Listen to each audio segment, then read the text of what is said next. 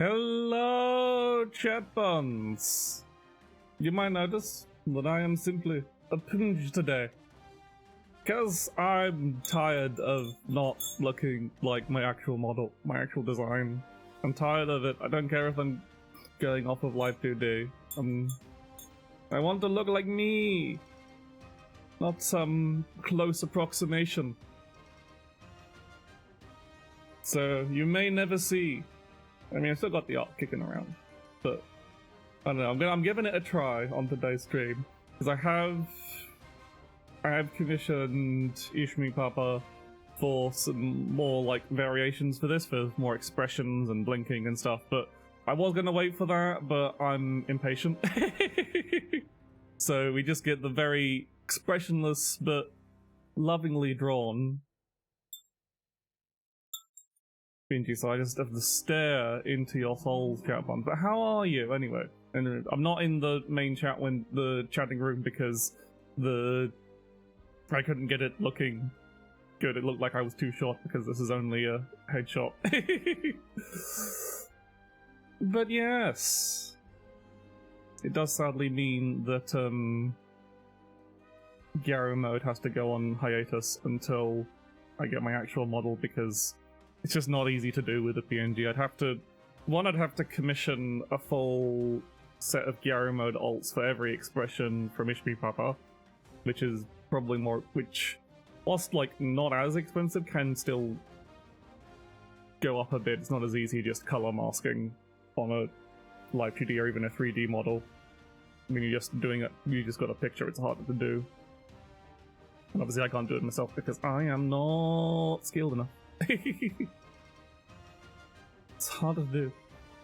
Not that I would want to edit anything without Ishmi's vision, but also it's just harder to do on like any kind of PNG software because you have to like, especially if you're going to have expressions like I'm planning to do, because it would be like I'd have to have like a whole set of hotkeyed expressions for normal mode and then a whole set of hotkeyed for Gyaro mode, and for something that's only supposed to be like a middle ground temporary thing, it's just not worth the time and money, really.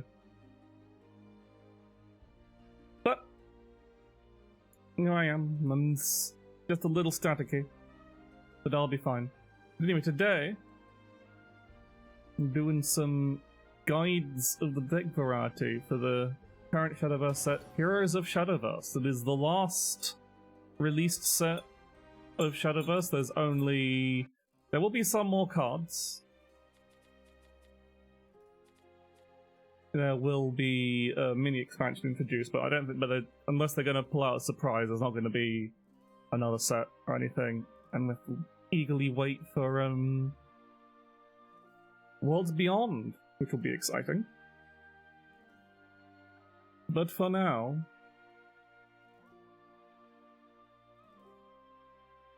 we must simply enjoy what we have, because as whilst I had a bit of a rough time on the first stream on the early days, like now that the net has kind of like settled a bit more, it is very fun, and it is just hello, Chaotic Claw. Welcome in. So yeah, the kind of like thrust is basically that today I'm just gonna teach like some of the more this isn't actually the exact, but I've edited this deck a little bit since then. Hello Phantom, yes, I'm PNGing because I was tired of the compromised model with the ears that weren't properly attached and the glasses that say I'm just impatient. I want to be 1.0 higher now rather than waiting for thing. So yeah, as far as the plans, they've said what they're gonna do after Worlds Beyond release, which is like not add any more cards, but still keep the game going, where it like rotates through past rotations, and also have custom rotation as a permanent unlocked mode. So like they're basically calling it like throwback rotation, so it'll be any previous rotation that That'll be the ranked rotation mode. I don't know if they're going to like just do it sequentially in order, or if they're going to redo it. They might do some... They might do some like card balancing, I don't know. But so that's their plans, and they're going to still do like Grand Prix. They have said that the rotations for the... Is that going to work? Why have you not worked? Sorry. Thought I had gotten a head pat thing working, but... Yeah, it's there. What's the...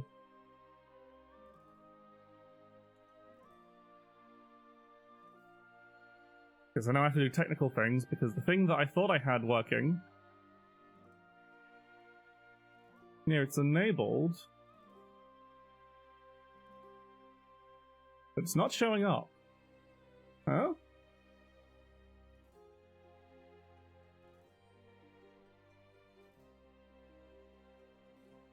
Ah, what is it doing? Why is the head pad not working?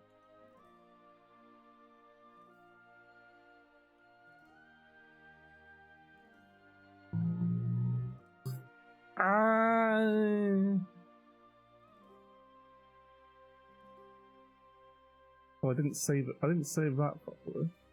Or is it in a... Is it happening off screen? Hang on. I think I forgot to save some settings and now it's not working. So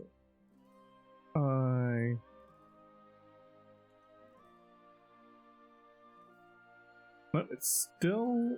What?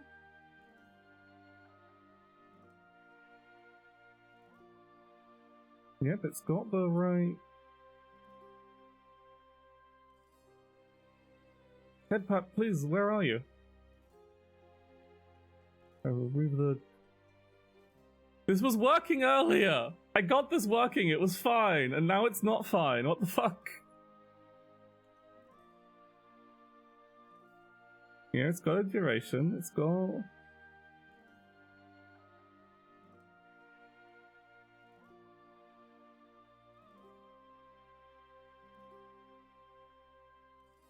I would need to set the test command.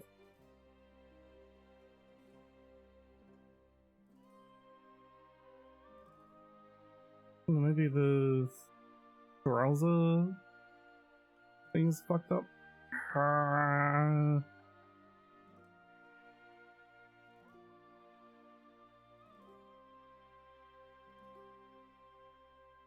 Shouldn't be. What am I looking? Where the...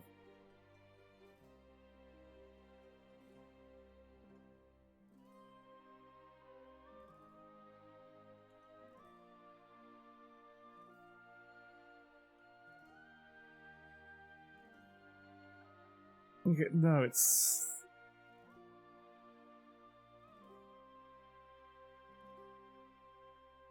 Yeah, it's on the right localhost. What the fuck is... Eh.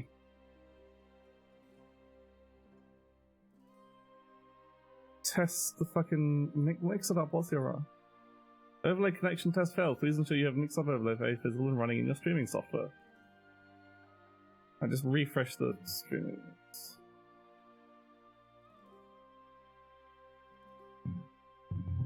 Okay. It just needed to be refreshed. Sorry for this bit of scuff. But, right. Now I need to move it about. That's the one that I want. Drummer points commands. There we go. There it is. There. Head pats restored. See if you got a nicer hand. I've got put the credits in the description. Yeah. Just OBS being weird. Yeah, because I was gonna try and see if I could find... like, the, like a transparent version of the one in the usual head pat at GIFs, but That's actually shockingly, annoyingly hard to find. And then, like, I probably could have found it if it's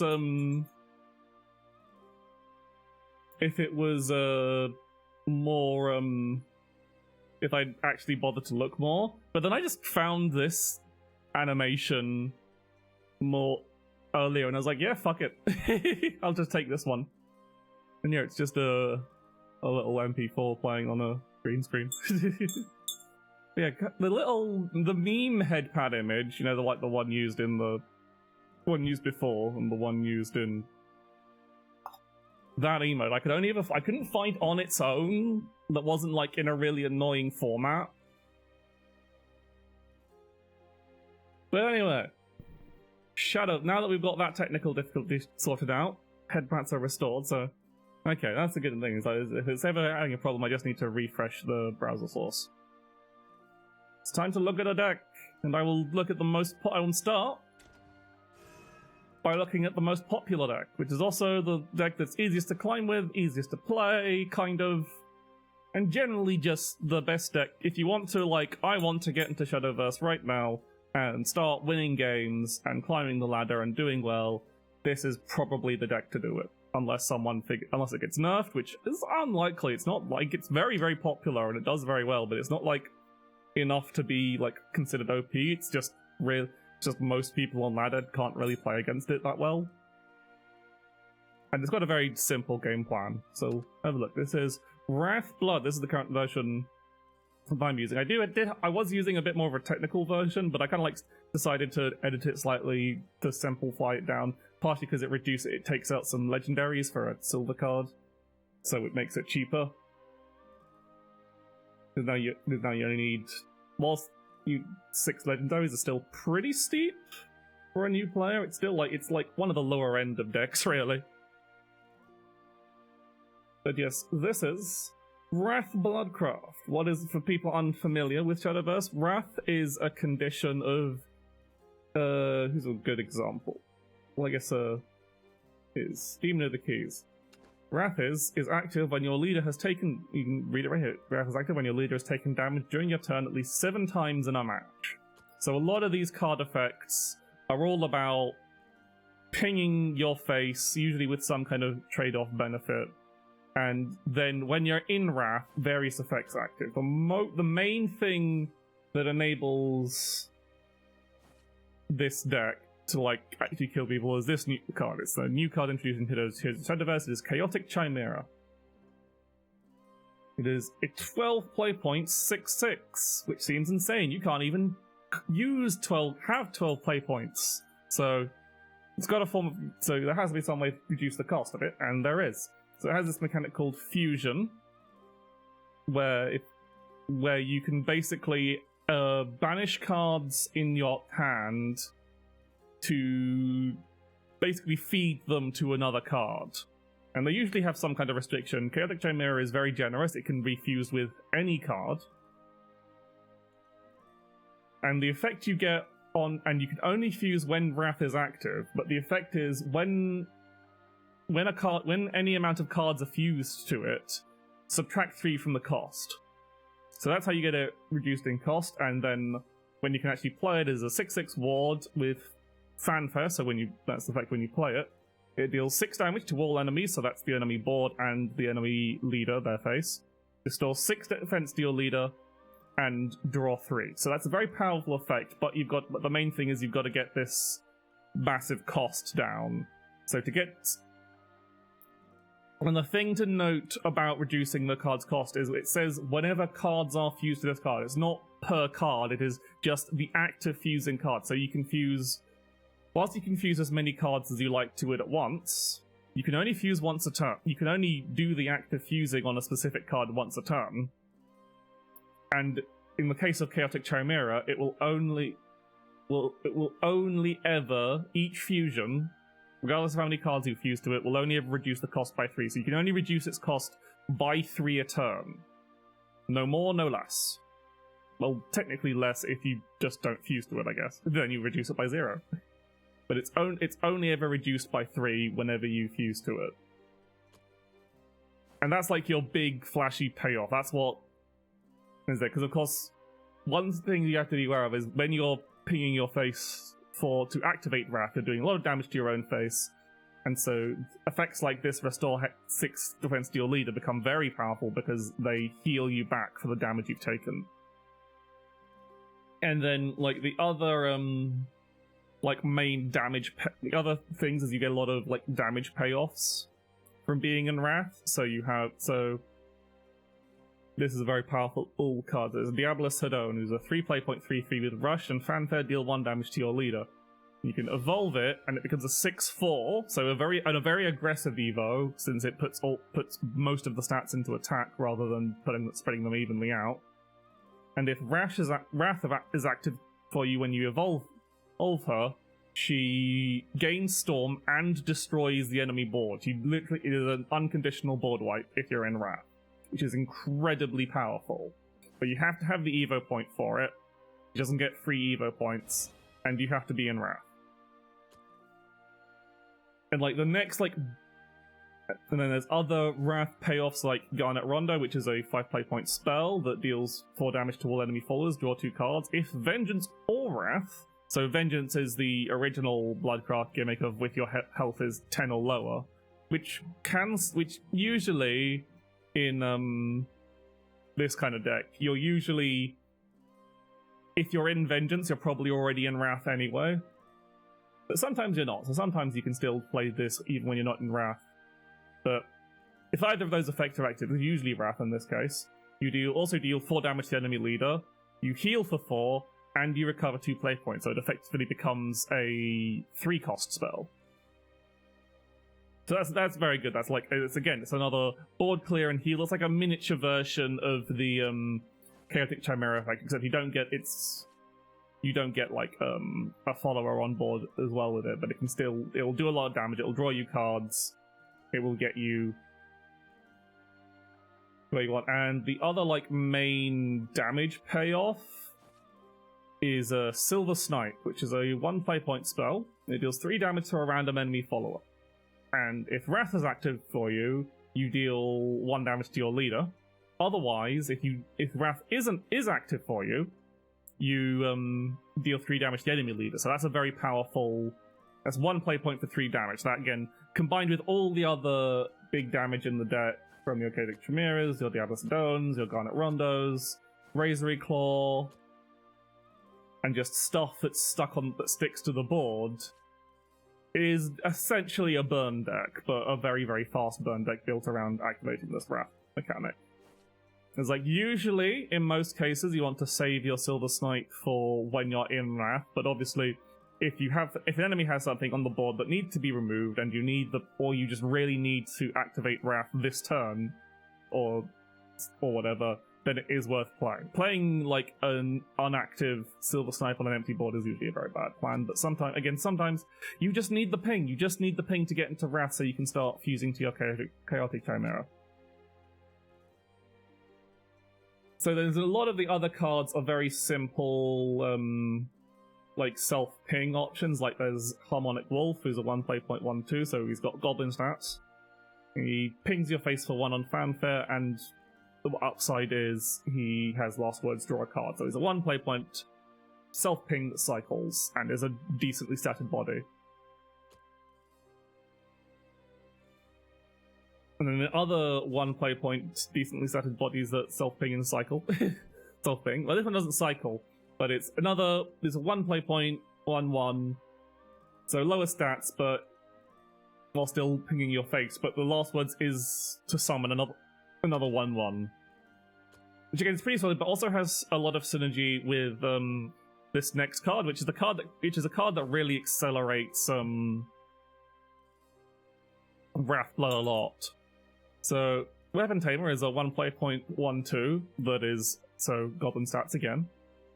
And she has Fanfare, put a Serpent into your hand, which is another 1/1, and deal 1 damage to your leader. But what makes her really strong is whenever an allied follower with an original defense of 1 comes into play, give it Rush, which means it can attack an enemy follower on the turn it comes into play, and deal 1 damage to your leader. So this can be used to rapidly accelerate how early you can achieve Wrath by making you get a lot of self pings, because especially when combined with Fierce Disciple, because you play Weapon Tamer, pinged or faithful, that's one ping, and then you play Fierce Disciple, who pings on Fanfare and then triggers Weapon Tamer, which pings for one again. So that's 2 pings. So you've got three self pings in one turn. That's one turn. And then if your opponent has anything on the board, you can trade in your Fierce Disciple, because she gains Rush from the Weapon Tamer's effect, and then summons a Forest Bat, which is a 1/1 that pings for 1. And if you have a 1/1, and then that triggers Weapon Tamer's effect, which pings you for 1 again. So that's 4 self pings from 2 cards for 2 play points.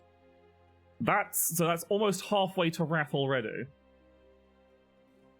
And then you still have, and keep in mind, that's just the 2 play points. If you've got 3 play points, you can then play the Serpent that she puts in hand for another ping. So that's 5 pings from 2 cards, which is insane. Because why? This card is in the deck. This is Ruins of Iolon. It is a 1 play point amulet. It has countdown 1, so it lasts for a turn and then it goes poof. And its fanfare is put a random Machina follower from your deck into your hand. That's the main reason this is in the deck. Hello, Bepsis. Or Bepsy Storm. Is that the first time I've actually said your name correctly? It was Bepsy Storm. But yeah. The Ruins of Iolon. So you only have 2 of these. You can only have 1, but its entire point of this card is to draw Weapon Tamer. This is the only Machina. It's the only Machina card in the deck. So Machina follower in the deck. So Ruins of Iolon Ruin of Iolon's fanfare will always get you Weapon Tamer, and then Weapon Tamer can rapidly accelerate your pings. It does also have Last Words, which are kind of relevant. It puts a recovery into your hand, which is a 1 play point Machina spell that restores 1 defense to your leader and 2 defense to all allied Machina followers.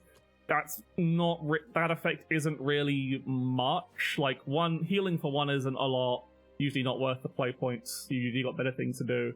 And your only Machina follower only has 2 defense anyway, so the heal doesn't really matter so much. But it's still a bonus card that you can fuse to Chaotic Chimera. So that's usually what you end up doing with the recovery. You either have an extra play point that you don't have anything to do with it, so you heal for 1 because you might as well get out of your hand, or you just keep it as fodder to fuse to Chaotic Chimera. But if you have more Evo points than your opponent, you draw a card instead, which is also nice, which is generally better. But obviously it's not worth holding on to that until you hit that situation. It's better to just play it to get your Weapon Tamers out as fast as possible. Because once you're in Wrath, Weapon Tamer becomes more of a liability because her self-pings don't turn off when you're in Wrath. She'll still keep pinging you, so you can end up in a situation where I've done this to Blood players a lot. I haven't seen it done to me when I'm playing this deck, where you leave their Weapon Tamer alive, and then they play, and sure it gives them Rush, but they're also just taking pings they don't have to, and it can actually end up doing a lot of damage to their cells, because it's only a 1/2. It's not like that particularly threatening on its own. But if then your opponent plays any more Fierce Disciples or Harmonic Rules, then it's generally not worth keeping them in hand. So this is a card that very quickly doesn't become particularly useful, because because the only things that have 1 defense in this deck are 1/1s. It doesn't have any aggressively statted followers in it.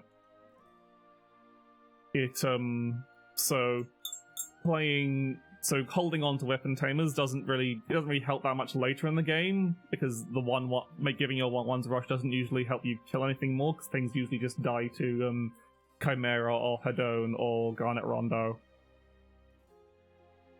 You usually don't need that, so that's the thing. Once you've gotten into Wrath, you can usually pretty safely fuse any Weapon Tamers, any Fierce Disciples, any Ruins of Iolon. You can still play your Ruins of Iolon later if you've got nothing better to do, because if you want to get at least get Weapon Tamers out of your deck. Hello, Shogun. It's a kind of new rabbit. It's 1.0 as a PNG. Is that there is a more expressive version of this PNG in the works whenever Ishimi Papa is free enough is gonna get that finished. So I'll have expressions and blinking, and I won't be just staring into yourself the whole time. But yeah, I was just getting impatient, really. I was just like, I am tired. I don't care if I'm going off a live 2D, going from live 2D to PNG. I am just tired of not having the model that matches me anymore. As lovely as the security expert model was, it was, I think time to put it out. So yeah, that's like the basic core of early pings 1-drops. I've already explained Silver Snipe, so it's more of a burn spell. Demon of the Keys is a 2-play point 1/3 ward that if Wrath is not active you, it pings you for once twice, so that's 2 pings on 1 card. That's just kind of nice, and it's a 1/3 ward. It's just a solid defensive card. Like a 1/3 ward for 2 isn't like that higher costed by most standards these days, but it's like, again, you're playing it for the Wrath effect, but also, if you are in Wrath, it doesn't ping you for face, and you evolve it instead for free. Not even like automatically, I said. Evolving for free and evolving automatically are 2 different things. And then evolved is a 3/5, and has strike, so when it attacks, so it deals 2 damage to all enemy followers and restores 2 defense to your leader. So this is another like heal and board control payoff once you've hit that Wrath point. As I said, you'll usually either play this on 2 to kind of like stop people to either just get a couple of pings. So you play this before Wrath to kind of like get a couple of pings in, have a defensive body on the board to stop your opponent hitting your face, because that's bad. You're the only person who should be hitting your face. And then once you're in Wrath, it's a very cheap and efficient card because there's only 2 player points. 2 player points for a 3/5 rush ward that deals 2 damage to the enemy board and heals you for 2. It's just like really useful. Like it doesn't hit face, so it's not an aggressive card, but obviously it can keep you alive for just that turn or extra longer, and can like be very useful. Next, this is kind of, I'll come back to Temptress of Cups because that's one of the more tech issues. That's not a core part of the deck. Blood Pact is you might not have this Blood Pact because this was a promotional alt art version from the Shadoverse anime. I really sad that a long time ago, the first time they did a crossover with Grand Blue Fantasy. I wasn't really into Grand Blue Fantasy at the time, but they had it wasn't Blood Pact, it was Razor Claw. Razor Claw is another basic Bloodcraft card, but they made there was a Razor Claw altar with Narmaya, and I didn't get that because I didn't play Bloodcraft at the time, and I didn't like care enough about. I wasn't like into Grand Blue Fantasy at all back then, and there's been no way to ever get that again since, and I've always been sad about missing that now. I could have had Narmaya Razor Claw. It was free, and I didn't get it because I was stupid. But anyway, Razor Claw is a 2-play point spell that deals 2 damage to your leader and 3 damage to an enemy. So this usually goes face. You're usually doing it to burn your opponent's face. You usually don't want to play it early because it's still, whilst it's 2 damage, that's still only 1 ping for the purpose of Wrath. But it's just a very aggressive card because you just send it face. Blood Pact is on a similar thing, except it's draw 2 cards instead of damaging the enemy face. There's the thing with Blood Pact and Razor Claw especially, a thing to remember, be very careful about, is 2 damage is not an insignificant amount of damage. And I have seen so many times when I'm playing against Wrath Bloodcraft that they'll do something. They'll play their Chaotic Chimera or the Diablos Hedon, and they'll have a couple of extra play points left over. And, like, they can't kill me, but they want to do something with those play points. And I'm sitting there thinking, well, they've played the Chaotic Chimera, they've healed for 6, they're outside of my lethal range, I can't kill them next turn because I'll only leave them on, like, 2 on, usually, 2 HP. And, then what they'll do, at the very end of their turn, they'll just go, oh, I'll cast Blood Pact, or oh, I'll hit the enemy's face with Razor Claw. I need to do something with those play points, which will put them into lethal range. Of course, this is a bit advanced. You do need to know, like, what the common lethal ranges of your opponent's decks are. So, but it's, like, against something like, Deck Buff Dragoncraft, lethal ranges are usually either 12 or 15. Is usually what deck buff can kill. 12, 15, or 16 if it's turn 8 or above, really.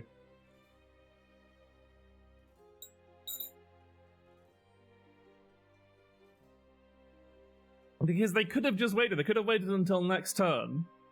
Because I might not. Because if I can't get the lethal, if your opponent can't get the lethal hit, they might go for a more defensive play to instead of burning you down, and then next turn you can play your more self-damage burns and actually kill them.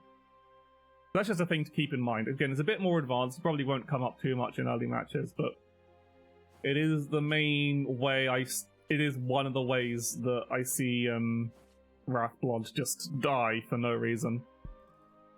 A similar effect to Blood Pact, but a bit more complicated, is How to Train Your Bat, which is a card whose name I despise because it's too long and an annoying reference. And there is no fucking bat on this card art. That is a tiny dragon. Bullshit, I tell you.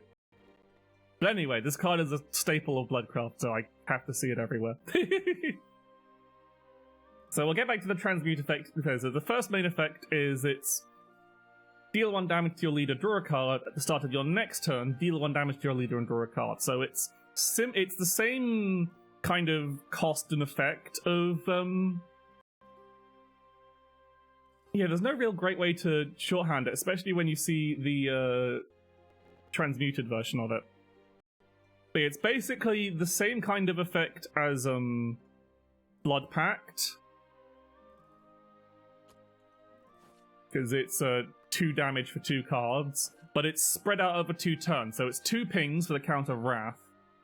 And in other decks, it does like matter of like drawing a card on different turns, but Avarice isn't really a thing right now, so there's no point going into it. So it's generally, for the purpose of pure Wrath, it is just usually better than Blood Pact. Like, a lot of Wrath decks don't usually run Blood Pact, but this version of Wrath is very card hungry, so it kind of needs the card draw from Blood Pact to have as well. And it does also have a fusion effect, where you can only fuse. It's similar to Chaotic Chimera, where it can only be fused when you're in Wrath already. And when you can fuse this card, you can transmute it, which basically means it turns into, while still in your hand, How to Train Your Wolf. And How to Train Your Wolf also does not have a wolf on it. Actually, no, it does have a wolf on it. Sorry, I lied. Okay, it does have a kind of wolf on it. But it's still a deeply annoyingly misleading name, and I hate it. Because it also makes the other side of the card just really annoying to... because they're 2 different great effects. But How to Train Your Wolf is 1 play point spell, recovers an evolution point, and gives your leader a permanent effect, which is during your turn, reduce damage you take to 0. So it completely negates any more self-damage that you might take. A lot of the time, you don't usually bother with this mode. You usually don't need more than the play points you start with, unless the game is starting to drag, in which case you probably do. But it's still like, if you've got a lot of cards in hand, you've got 1 play point, you've used up an Evo point, you've got this at your hand. It can be a good thing just to put out there, just as a filler. Because again, sometimes you might need to recover that play point, and sometimes the damage prevented from like not getting pinged from Razor Claw or not getting pinged from Blood Pact can actually make quite a difference. And the next card is Asuka and Shiori, twins. This is a neutral card, which is a very simple. It's a 3 play point 1/1 with fanfare. Draw 2 cards. If you have more evolution points than your opponent, you heal for 2 and recover 2 play points. So it's a fairly simple, just card draw card. It is a 1 defense follower, so it does ping.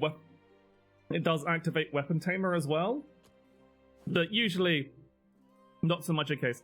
So this is a card this is a card that they have for kind of like making it better going second, because obviously when you're going second, you can use you start with more Evo points and you get to Evo point before your opponent, so you'll usually be at an Evo point advantage, and thusly this will heal you for 2 and recover 2 play points, so it's effectively only a 1 cost. Obviously you can't play it on when you've only got 1 or 2 play points. But it's like, it's not, if you're going first, it's a card that's pretty usually safe to fuse to other things, because for 3 play points it's a bit chunky, but again, you might still need to play it just because you need cards or whatever. Like, it's not a great play, but it's still better than nothing.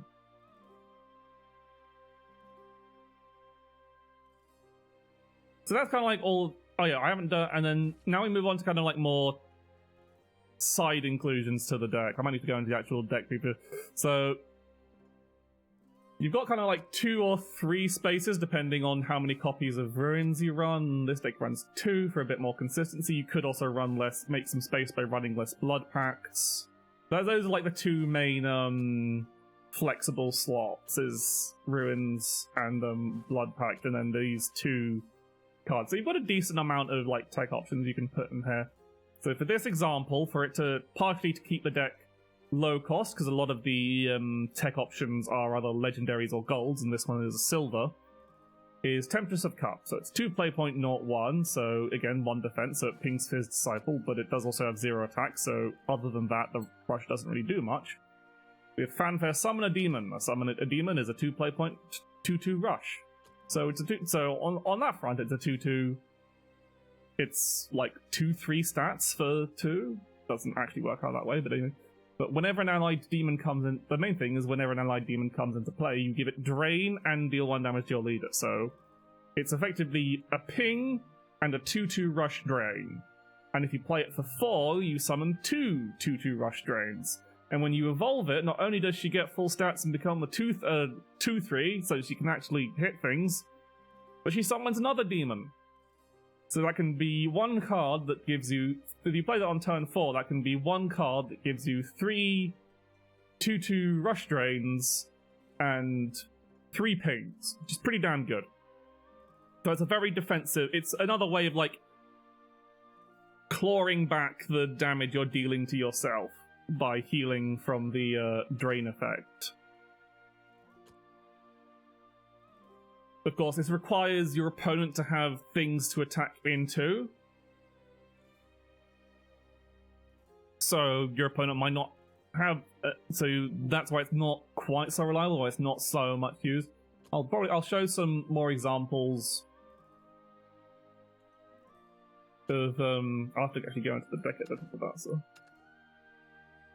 so some other examples of alternate inclusions. So the kind of like more expensive inclusion is Elena, who's a bit of a complicated card, but it's basically you discard a non-neutral card from your hand, in which case this is a blood card because we don't have any way to put other classes cards into your hand. And then for blood, she basically pulls one of the hero cards. She gives you one of the hero cards that was in the back of the set a while ago. And Bloodcast's hero card is Urius, who does a lot of things. Basically, he's a 3 play point 3/3 with, on fanfare, if Vengeance is active for you, draw a card, and if Wrath is active, you draw a card. So if you're in either one of those, you draw a card. If you're in both of those, you draw 2 cards. Simple enough. And then when you evolve him, makes him a full 5/5, he puts the spell A Horrible Night into your hand, which is a 0 play point spell. There are at least 4 cards in your hand, you discard 3, otherwise you discard your entire hand. So basically, if you have enough cards, you pick 3 cards to discard. If you have less than enough cards, you just discard everything. But it also means you can play it when you have less than 3 other cards and technically get better value at. And then you put 3 spells into your hand, and if you played this spell before, you deal 3 damage to all allies and all enemies. That includes your face, includes your own board, but excludes any Urius Final Vampires, both on your side of the board and the enemy board. And all of the spells basically are 1 play point spells that give you various leader effects. So, Nightmare Begins lets you draw a card. Bloody Claw means whenever an enemy unit is destroyed, you deal 1 damage to enemy leader. And Cursed Aura is the same as the How to Train Your Wolf effect. And they also have bonus effects when Urius is in play, like dealing 1 damage to they all ping your face whilst Urius is in play.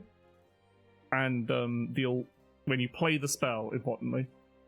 So it deals 1 damage to all enemy followers, 3 damage to a random follower, or recovering an Evo point. So, like, the idea mostly for this is the Bloody Claw effect.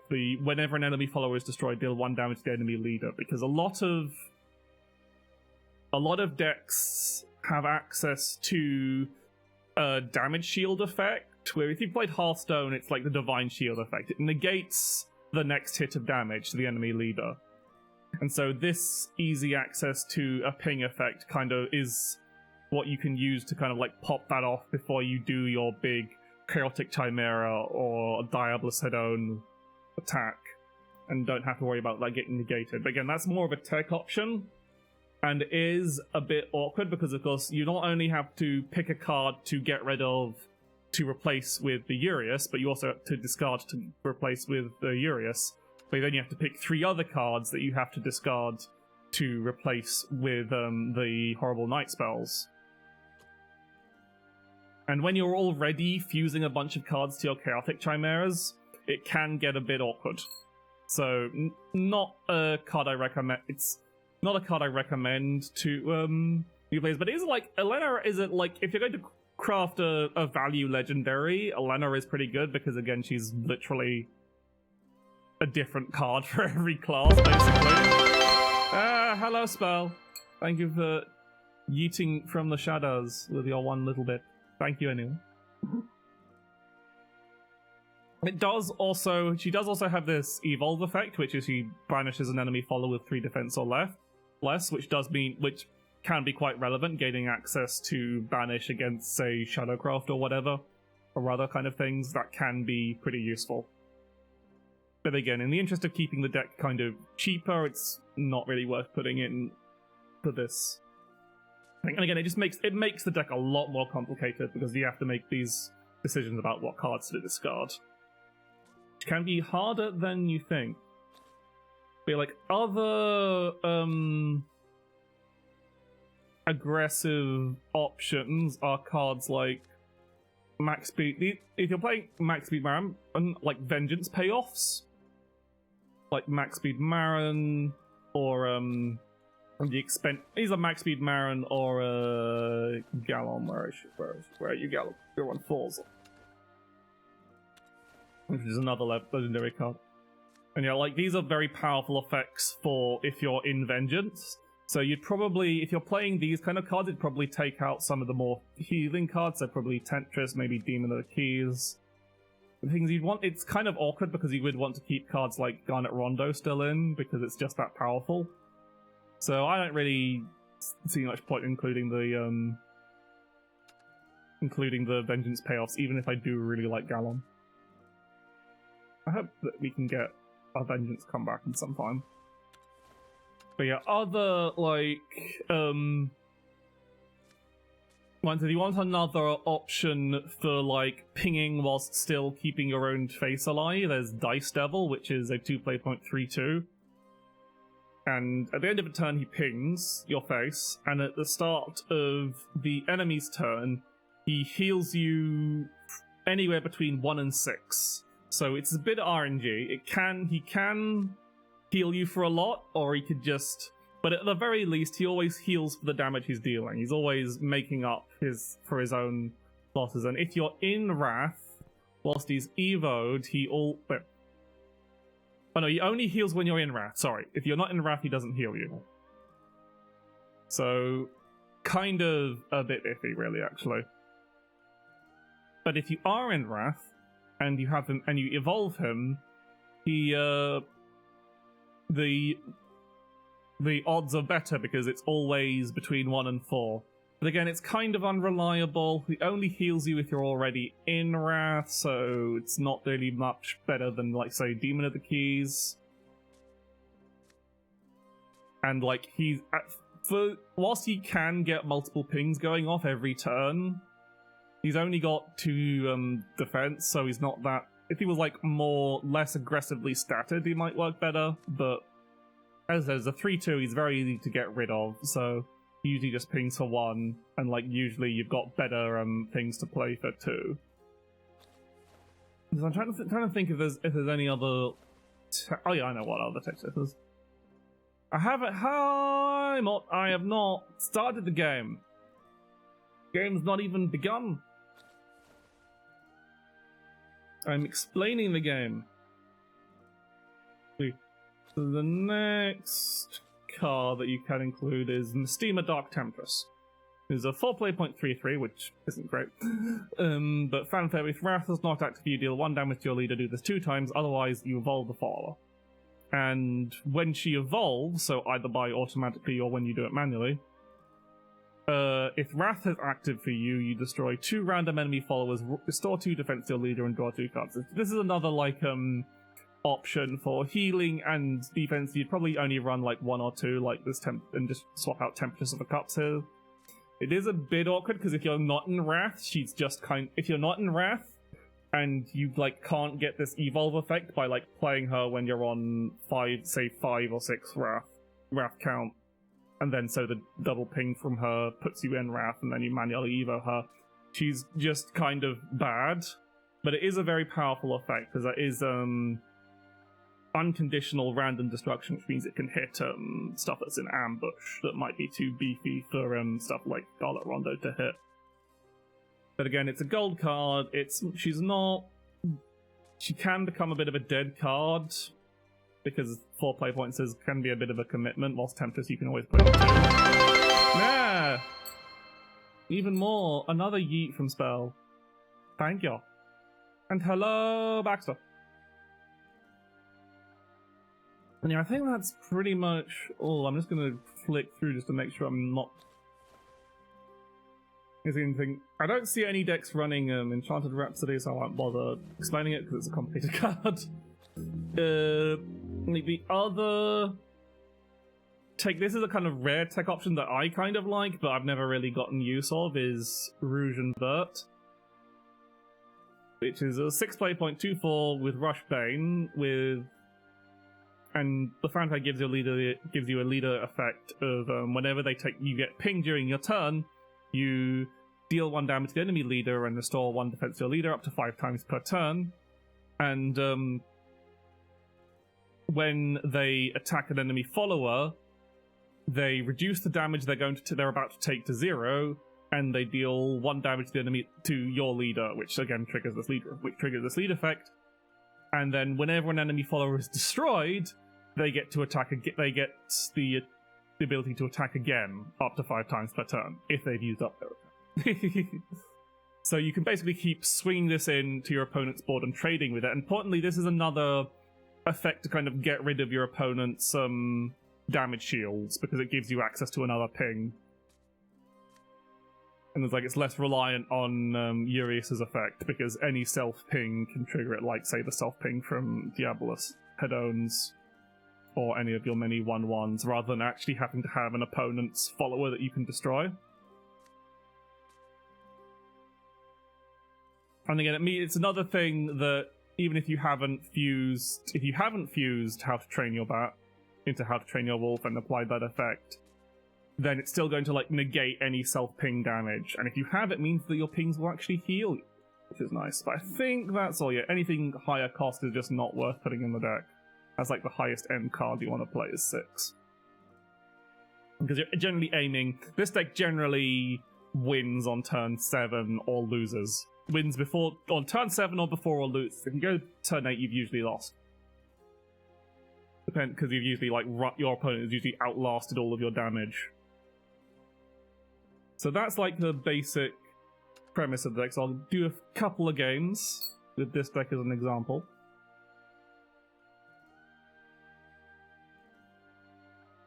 And we'll see how it goes. As I said, it's probably going to go. Because it depends what we get matched up against. Like, the main enemy is the other deck that I'll be kind of exploring, which is, Necromancy, Machina Shadow.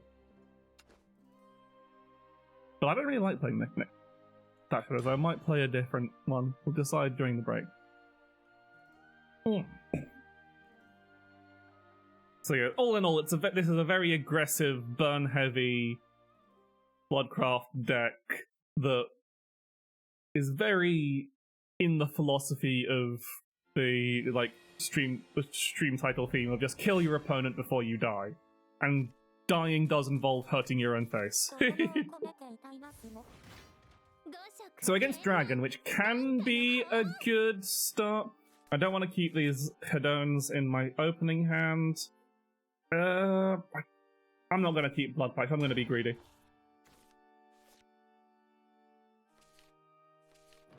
Okay, this is a slightly better start depending on what my opponent plays. Oh yeah! Okay, so I don't want, as much as I could play these Silver Snipes, it's a kind of a waste. So I've got a decent amount of things.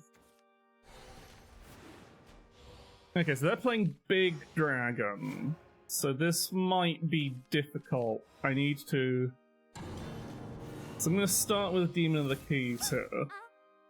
Like, I can just be very aggressive, but it's possible I do just get bodied here. Big Dragon has a lot of healing, so there's a Chaotic Shadow. So we're going to Runes of Ion. I'm not going to play the Weapon Tamer yet, because I might be able to be a bit more greedy for it, and I'm not entirely sure they're going to kill my Demon of the Keys, so I'd rather just get fast pings. Fast pings, that's all I need. I want to be in Wrath active next turn. So currently my Wrath hand is 4, so I need 3 pings next turn. So I can... Okay, then that gets the Mighty Gust out of that hand at least. That's fine. Okay, so as much as I'd like to play this Temptress, that won't get me... What I can do is just Blood Pact... Yeah. Blood Pact, and then Weapon Tamer. I'm not going to play Fear's Disciple because that's basically one ping too many. So the Serpent gives me the ping I need. Then I've got the pings, I've got my silver things, and I can start fusing cards to Chaotic Chimera. I want to fuse this Fear's Disciple because it's not really going to do anything for me. I could Evo here, I've got loads of Evo points, but there's really no point. It doesn't do anything, they're going to obliterate my board regardless.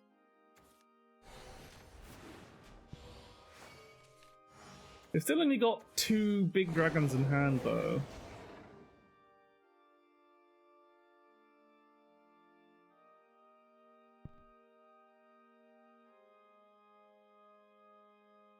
There, it's entirely possible that... Like, I have to start burning them next turn, I can't just, like, hold on. Okay, that's fine. Again, it probably might have been more dangerous than to leave that up. But yeah, so... I'm just going to... I don't really need to care about board clear power because I've got these Diablos Hedons in play. So I'm just gonna be hyper aggressive. I want to try and do as much damage as I can before they hit 10 play points and ruin my life. So my hope is they cannot so I'll take out Temperatures of the Cups. That's not doing anything for me. So the hope is here that they don't heal more than 6, basically. If they heal more than 6, I'm in a bit of a bother. But if they only heal... That's 2... But now they can't... That's 4... Can they make it to 6? No, that's 6 exactly. I win!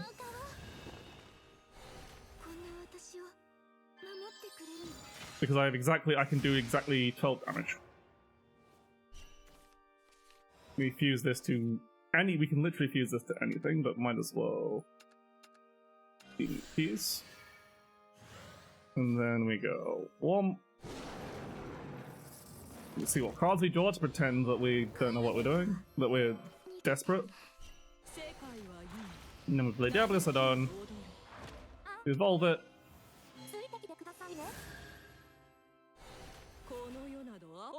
and kill. And simple as that. Easy. Simply killing your opponent before they can do fucking anything, basically.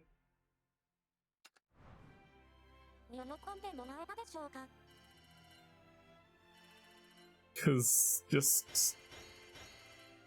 They did a battle pass mission, how nice.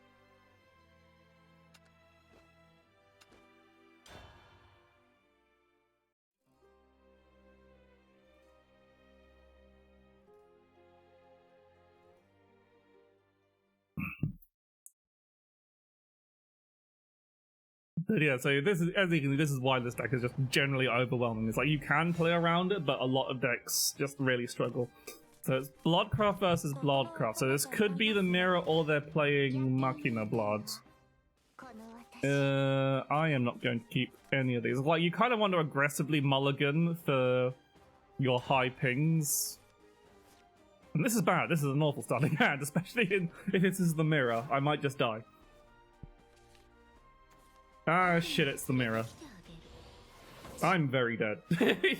Like, there's a chance my opponent is just... Okay, that helps a little. Getting a demon at the keys here is pretty good. But, I might not play it this turn. I might play it, like, even if I do get hit a bit, because I think I just need... I need to try and fish for my stronger combos. Okay, that's good. That's Ruins of Iolon. Because if I don't, the thing is, if I don't put something on the board, they can't use they can't do the Weapon Tamer combo against me. They can't, like, trade in Fear's Disciple to get additional pings.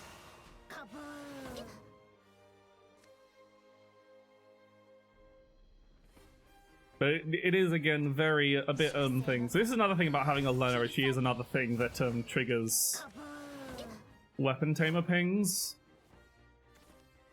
So, that's perfect.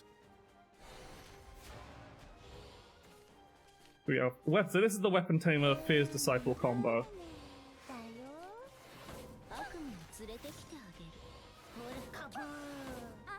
We kind of want to get rid of their Weapon Tamer because that's maybe I should have actually gotten rid of the other 2 1/1s to save my face, because they're pretty much already in Wrath. The Weapon Tamer... Oh, they're only on 5, so actually that might make a difference. So I'm in a bit of a bad spot. But... Okay, they've got the Demon of the Keys. But not an active Demon of the Keys. Now they're active in Wrath, but... If I can... So their hand is 2 Chimeras, which is pretty bad. The thing is, they're only drawing 1 card a turn, so they can't, unless they get some card draw, they can't actually sustain the Chimeras. So how I want to do this is this: I play this. That was a whoops, I did that in the wrong order. Burned a card there. That puts me into Wrath, so I can play the demony keys. and deal with this board. The only problem is I have not drawn Chaotic Chimera. I'm going to aggressively Evo this to try and partially because it doesn't super help me because it actually depends because they have to top deck Garnet Rondo to deal with my board here. Yep, nope, they did not top deck Garnet Rondo. That's the thing, of course, here. If you, whilst like having multiple Chaotic Chimeras in hand early is pretty good because it means you threaten a really dangerous turn. If you don't have the cards to fuse to it, then you do risk just running out of stuff and like, oh, I can't play this card. Because they were very dependent on top decking Garnet Rondo though. So as you can see, this deck wins really fast. Matches with this deck are usually very quick. Because if you feel like it's starting to drag, you can just say, nah, fuck it, this game's over. Because there is a limited amount of like actual damage in the deck, and once you've like gone through your Chimeras and your Hedons, there's just a point where you're like, oh, I actually can't win this anymore. As I said, you see there's a lot of this deck on ladder. It's a very popular deck. Okay, so I'm just gonna key these two. Going second against the mirror, it's good to have just good bodies on the board, really. And we have a Chaotic Chimera in hand, which is hopefully should be good if we can draw enough pings for it. Okay, so it's the mirror. I currently don't... If I draw Silver Stripe, this is a good time to use it, but otherwise... Okay, no, I'm just gonna do So this is a bit dangerous for me because they can do... Okay, they just double, Fear's Disciple. Oh, they don't have a Fear's Disciple at the very least.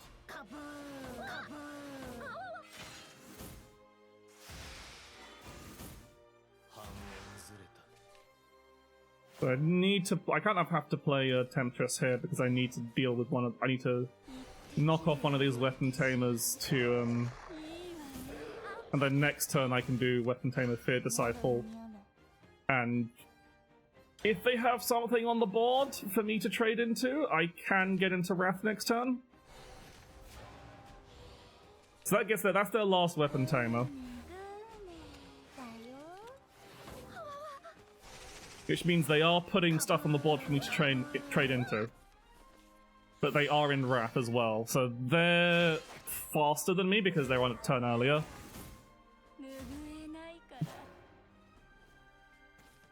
So, right, we just want to get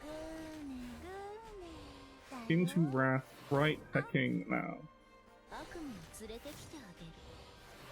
So we can clear both our Weapon Tamers off the other game. It might be worth keeping them, but this is kind of a damage race, so I kind of wanna... So this is kind of awkward, but I do, as I said, if we don't fuse to the Chimera, we just lose. We just lose this race. So hopefully I can get some card draw in the next couple of turns, basically.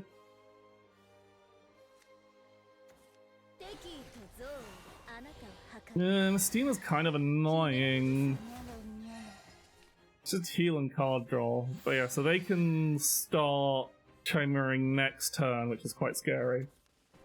And they got a second one, and they have the Narmaya sleeves. Fuck! Okay, that's card draw, excellent. I'm not at the mercy of Okay, that's not the cards I wanted to draw, really.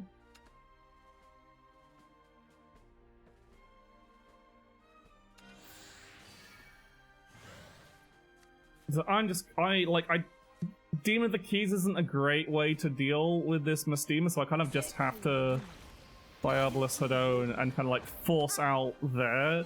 Like they're either going to force out, I either delay their Chaotic Chimera because they get greedy and want to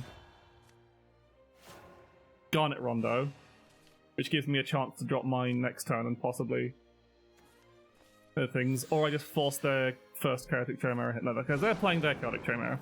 So I might just this might just be a case of they play chaotic chimera and then I play chaotic chimera, and just not a lot happens.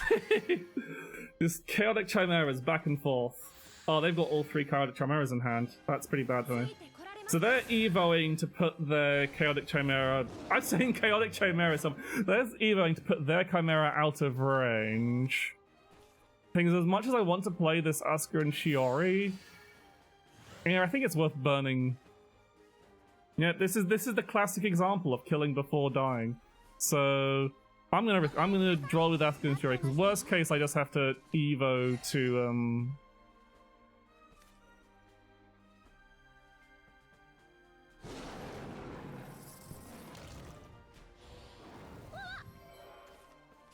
Okay, that's good. That's precisely what I wanted, was this Silver Snipe.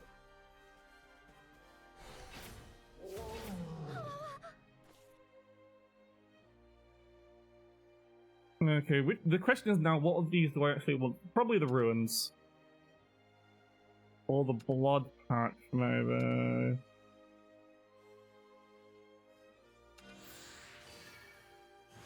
And then I'm going to do the same thing they did to me because it just makes sense. It forces them to have a response.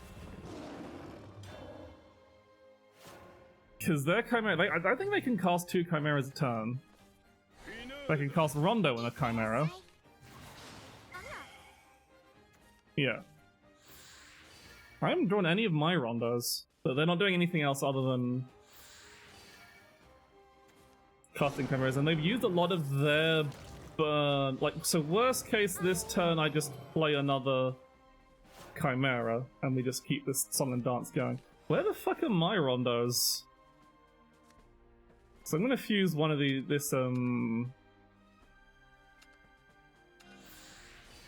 like, I kind of have to play my Chimera here because it,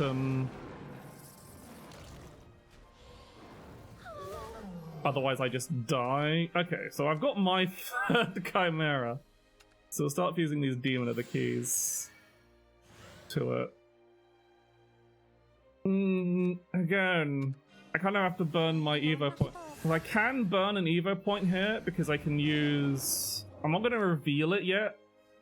But I can use this to get my Evo point back if I draw Diabolus. But they're probably going to kill me here, depending on what they draw. They're both Shadow on Blood are really good right now. Okay, do they have a Silver Snipe to kill me here? Yes, they do. Okay. Yeah, Chimera is absurd. It's very hard to deal with. They were the one who killed me before I died. Just happens. It's just how it happens.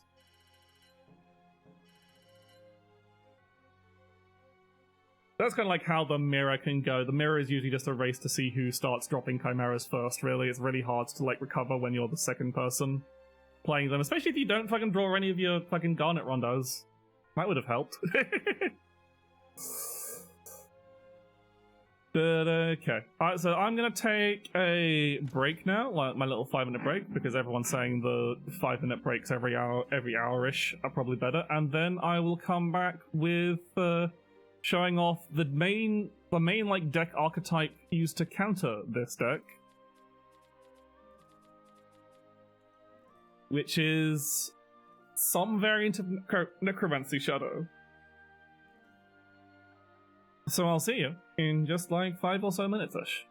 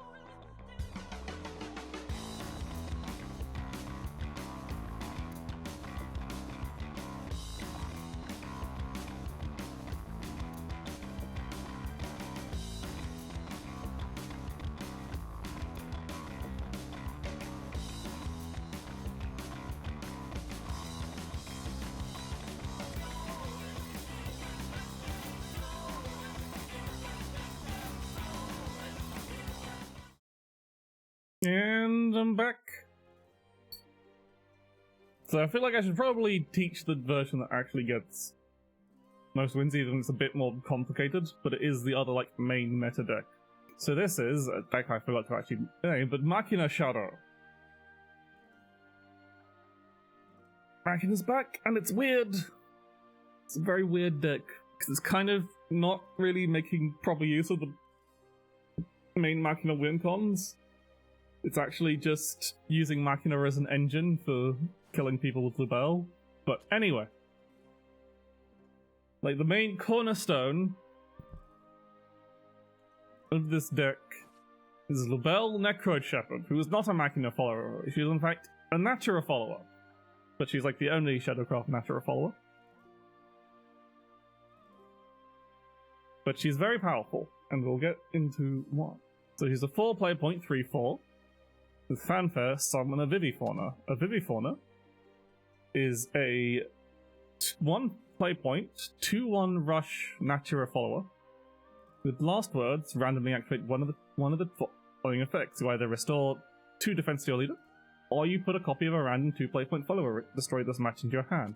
So a bit variance, but that's not kind of like the main reason you play. That's kind of just like a pseudo upside. The main thing is when you play her for fanfare on Necromancy 10, so if you have 10 shadows from your discarded and used up and destroyed cards. Back in a deck, but it's a random natural card. It is very strange. But if you have Necromancy 2, you summon 3 Vivifauna instead. And then when she evolves, she summons a Vivifauna.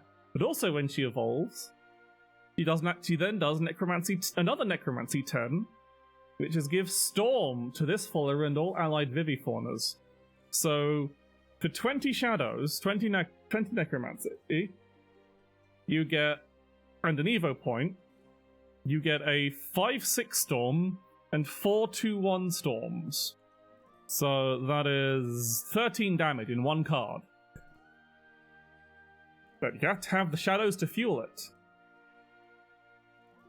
And the board space. So that's like the main characters. Like, here is a single card that does 13 fucking damage, and then you can augment it with other damage to obliterate people.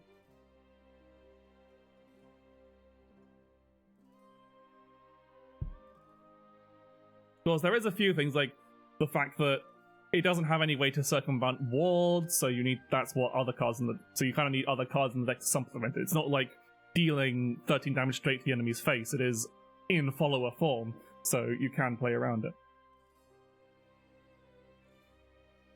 So there's just a lot of... It's basically where time with lightning crystals gets stormy, guys. Oh no, the power creep's gone absurd.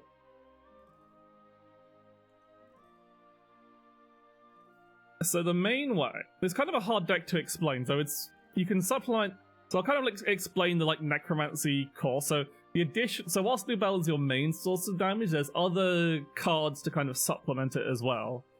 One being Viscaria, an Abyssal Avenger, who is a 2-play point 2/2 Bane, where if you have spent 10 shadows to perform necromancy, she evolves for free.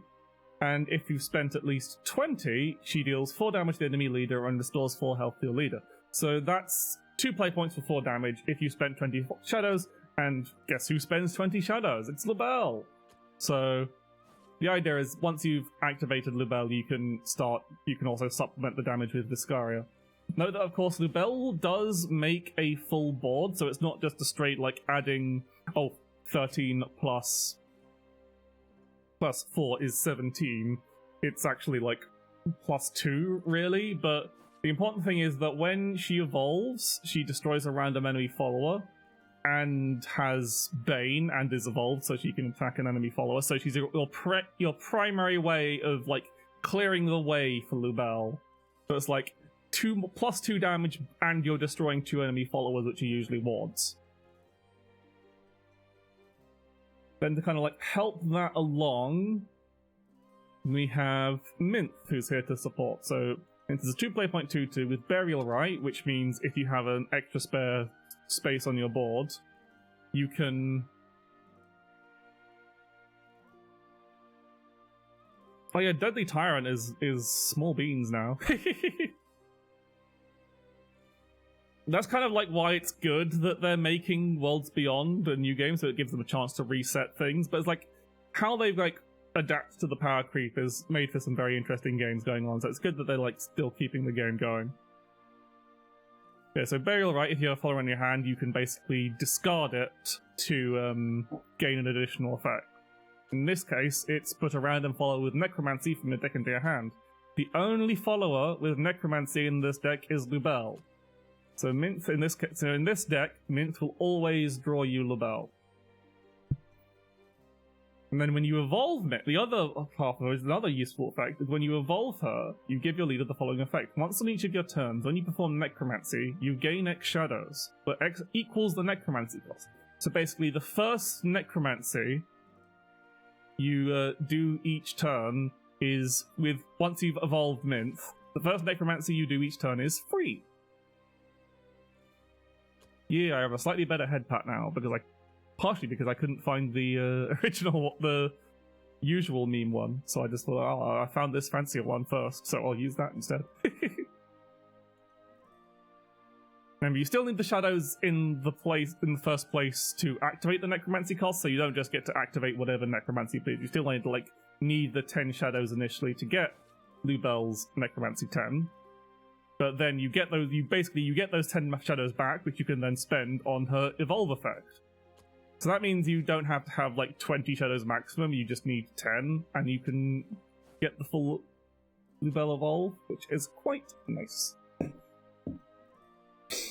And then the final bit of additional Necromancy damage is Atem, which is... that's the true name of the Pharaoh from Yu-Gi-Oh! But in this case, they're a gender-ambiguous person, so...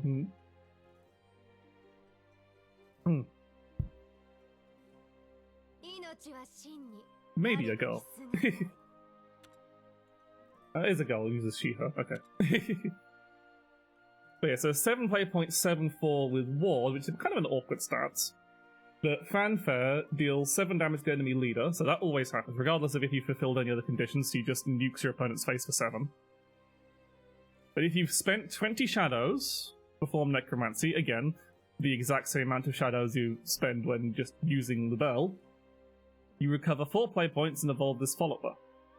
And whilst evolved, she can't take more than 2 damage at a time. So that aggressively front-end stat isn't actually as awkward as it is for a ward, because you can effectively, as a 9/6, you can take 3 hits, regardless of how much damage your opponent deals, unless they're doing only 1 damage, in which case you could take more.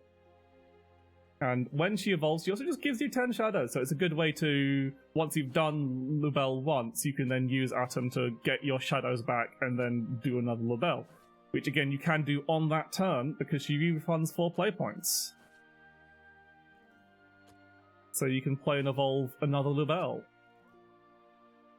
And so that's the Necromancy core of how you actually kill your opponent. How you get to those 10 or 20 shadows, because you might not always draw them in, is using the whole fucking Machina package.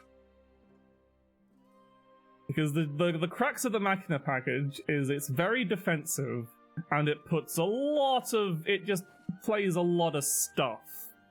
And a lot of that stuff just gets your shadows really goddamn high.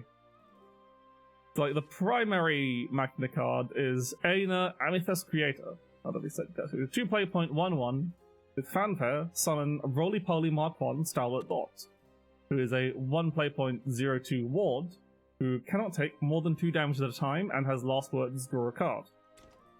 So that's pretty good. That's a solid little card. It's a ward that's annoying. It is kind of Ada's base form, the can't take more damage at a time thing, is kind of pointless because he's only a 0/2 anyway. But you can evolve him, so that works.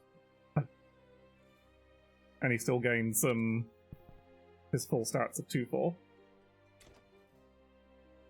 The thing is, if you've played at least 10 other Machina cards this match, which is very possible, because again, the Machina package plays a lot of cards, it generates a lot of cards, it plays a lot of cards, we'll get to that in a bit.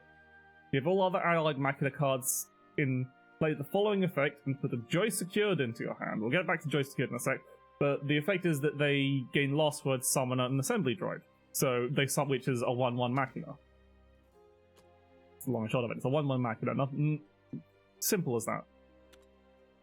But the other Joy Secured is a 1 plate point spell that gives 1+1/+3 in ward to all allied Machina followers except Diana for some reason, and restores 3 defense to your leader, and gives you this damage shield effect. So the next time your leader takes damage, reduce that damage to 0. So that protects you from a lot of burst damage, like the damage from... This is kind of like why the deck does very well against Wrathblood, because it has this damage shield which will protect them from the like big damage from Chaotic Chimera or Diablo Sodon, or even if it's just like a 3 damage ping from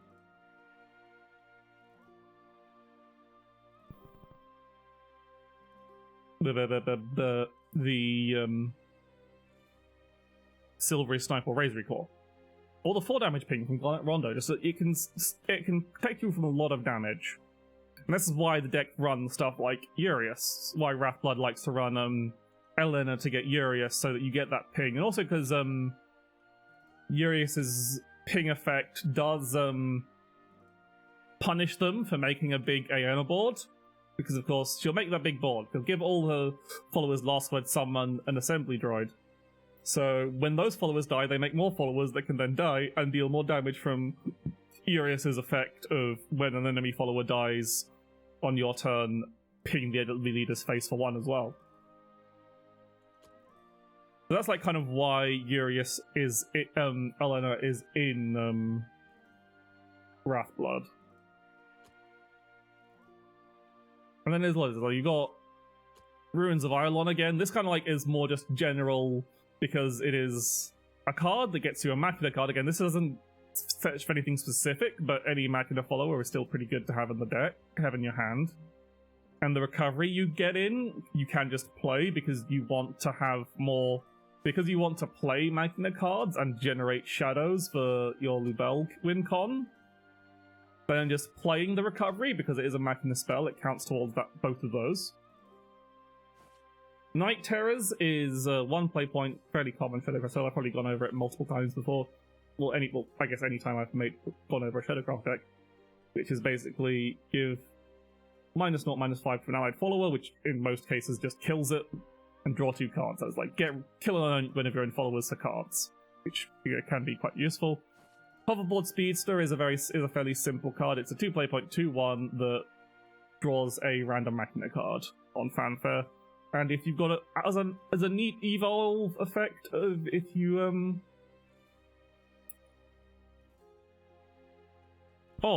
have at least 3 Machina cards in your hand, she heals you for 3 on Evo as well. Which can be important again, because this deck kind of like, as Atomic Runner says,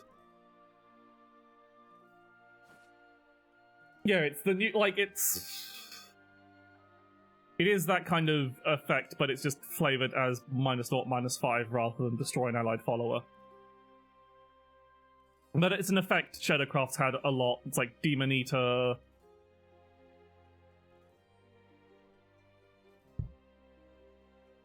Yeah, it can be a bit different because sometimes you can't actually kill your own follower because it's really fucking big. But usually there's very little case here. And sometimes that's a benefit. But yeah, it's a very recurring effect that I've had in Shadowcraft for a while. But yeah, the Hoverboard Speedster is just like another Machina card that gets you more Machina cards. Succession of Balance is a 2 play point Machina spell that deals 3 damage to an enemy follower and puts a assembly droid into your hand and changes its cost to 0. This is something you sometimes want to hold on to that assembly droid so that you can play it alongside your Aeneas when they're like on the turn that you activate them, rather than just like playing them out. But sometimes you need to play them out because you've got your hands too full, or you just need some board presence to contest something. But That's what makes this deck kind of tricky, is like what do you do with assembly droids that you put in hand, basically. I'll come back to Goddess of Compassion, though it's not really a mandatory card in the deck. Shared Goal is a 4 play point Machina card that puts two different random Machina followers that cost 2 play points or less from your deck into your hand and change their costs to 0. The only two Machina followers that meet that criteria, that are 2 play points or less, are Aena and Hoverboard Speedster. So this will always draw both of those and reduce their cost to 0. So this is also good because you can Shared Goal, and then you play your 0 costs Hoverboard Speeder, and you get another, and then that's another, and then you have another follower. And if you've played it when you have an Evo point advantage, it refunds 2 play points as well. So you can do something like play Shared Goal, play Hoverboard Speedster. It draws you something like, I don't know, another Hoverboard Speeder because it can do that, and then you just play that as well, and you've just drawn a shitload of cards, played a load of cards, and it's generally good. Again, it counts up to Machina cards. You can hold on to your 0 cost cards for a later turn in case you need them, unless you don't want to play them yet. So it's all pretty solid. Next we have Zombo Droid, who was just a delightful name. There's a 6 play point 3/3 with Russian Bane, which is a bit overcosted, but then you see that whenever you play a Machina card, you subtract 1 from the cost of this card. So this can very quickly become a 0 cost card with how many billions of Machina cards you play this game. And then it's very easy to get you, it's very useful to get you over that finish line to get to 10 Machina cards, play alongside Aena. You can play you can get your Zombo Droids to 0, you can play a couple more cards, then you play an Aena, and then you can play the Joy Secured whilst you have Zombo Droids on the face, so they become 4-6 Rushbane wards, which is kind of crazy. That kind of thing is like, part of it is Aena can just be used to just make a uncontestable board, because some decks just can't deal with a massive wall of stats, and then you just like beat people down with it. And then finally we have Technolord, the Origin, who is a 9 play point 6/6. But you don't usually play him as a 9 play point because he has this Accelerate effect. This is Accelerate 1, deal 3 damage to an enemy follower and draw a card. But you can only play it if you have at least 3 other Machina cards in your hand. So again, that's a 1 play point Machina card that cycles and removes the enemy follower. That's pretty good. What's also kind of good for games that go on way too fucking long, is if you do have a Technolord in your hand for 9 and you haven't accelerated him before, he deals X damage divided between all enemies, where X equals the number of other allied Machina cards played this match. So he just, considering how many Machina cards this deck plays, if a game does just drag on for ages, because it generates a lot of Machina cards, it plays all the Machina cards, you can just if the game drags on and no one's winning, you can just eventually get Technolord Origin to a point where he just blows everything up and just kills your opponent instantly. So that's just kind of like your plan B, your absolute backup. I can't out-damage my opponent's absurd healing situation, is you just slam down Technolord on them. But that's very rare, that's not usually going to happen. Especially when you're playing against like Wrathblood and things, they're not going to live long enough for you to get to turn 9 regardless. They're either going to kill you or you're going to die. But yeah, you're usually just, it's safe not, unless you know your opponent's playing a deck that you won't be able to kill easily, it's safe to just accelerate whenever possible. Sometimes you might be like, you can get into situations where you don't have enough other Machina cards in hand to actually play the Technolord. So it's usually best to play it when you can, when it's useful to. Obviously you need it because you do need a target to hit, so maybe not waste it on like too easy targets, but like try and use it. And then finally we have Goddess of Compassion. This does have you can play this kind of either mode in this deck. So if you don't know Goddess of Compassion, it's 3 play point 3/3, and you can fuse spells, amulets, or neutral followers to it. So basically just not your class's followers. Class followers, basically. And when a card is... if you fuse one card to it, the fanfare effect will ramp you if you have an Evo point advantage. So that makes it a useful effect for when you're going second, as you can get your the play point advantage on your opponent, which can be very powerful. And she's also got an evolve of giving -2/-2 to all enemy followers, so that can be a handy board clear. If you fuse 2 different cards to it at once, actually, it doesn't need to.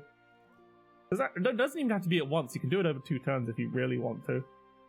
You can transmute it. She transmutes into Goddess of Condemnation, which is a 6 play point 5/5, which increases your leader's defense by 5, heals you for 5, and then gives -5/-5 to all enemy followers. So that's the kind of like this is kind of the main effect is using Goddess of Condemnation to clear the board, increase your max HP so you're less likely to get hit by an OTK. Like because you can have, it'll mean you have higher health, especially in a deck like this that's got plenty of healing from Hyena and like your Lubel procs and Viscaria and Hoverboard Spectres evolve. Like you heal a decent, it'll get a deck that heals a bunch. So having your max HP increase can make it very difficult for you to be killed by opponents. And also counters slightly delays Natura Dragon, but not by much. But I'm not doing Natura Dragon today because I don't think I have time. I don't think I'll do more than 2 deck guides this stream because I gotta make dinner tonight. I've got sausage, but I'm making sausage burgers. Or pork burgers, I guess. But I've got some pork mince marinating in the fridge. It's gonna be delicious! But yeah, so like, you don't always need to go for the ramp if you're going second. It's usually better to advance your Machina count, but if you don't have anything else better to do, you can do that. But usually it's best to use in the Goddess Condemnation form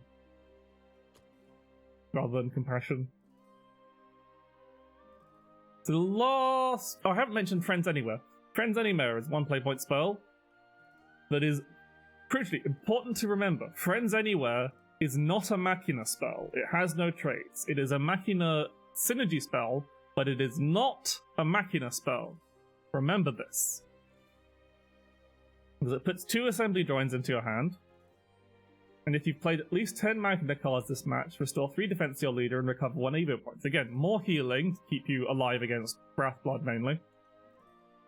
And it gets you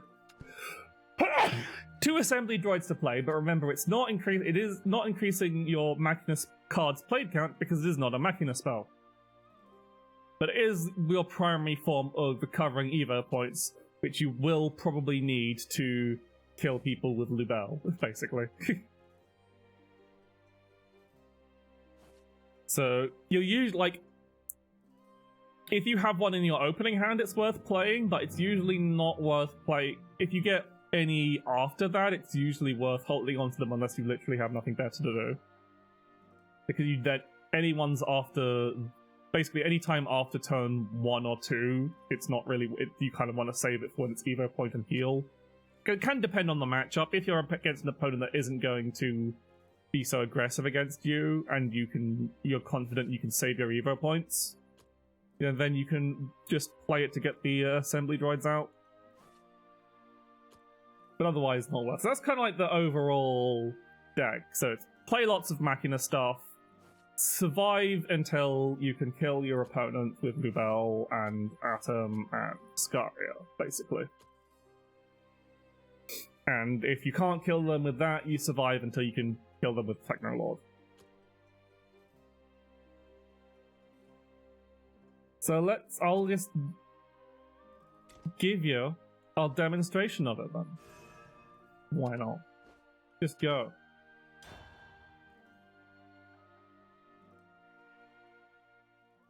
I said, I'm not that great with this deck. I mostly play a pure Necromancy variant, which is slightly different. But that deck's actually less consistent, but I do find it easy to play. Exactly, Atomic Runner. So this is so we want to keep Ruins of Vylon, but we don't want to keep this. Viscaria before you've actually activated her effects is a very dead card, so you really don't want to have her in your opening hand. This is a very good start. More Ruins Violon is just a great card to have in your opening hand. You want as many of these in your opening hand as possible. Technolord is pretty good. So then we kind of want to hold on to Ionas until they're active. So they're playing Control Portal. This is gonna suck. So I probably want to try and keep a Technolord. Okay, I guess I'm just playing all my Ruins Violon then. I guess that out of the way, I guess.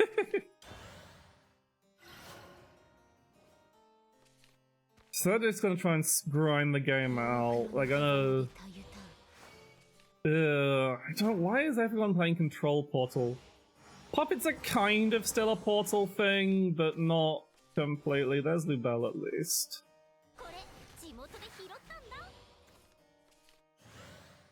So I just need to... I have to play one of these recoveries or I'm just gonna overdraw. I don't really care about damage they do early on. But they don't care about damage doing early on, so they're probably gonna spray them. Yeah, they just want to drop a big fucking belt on that. And be really fucking annoying.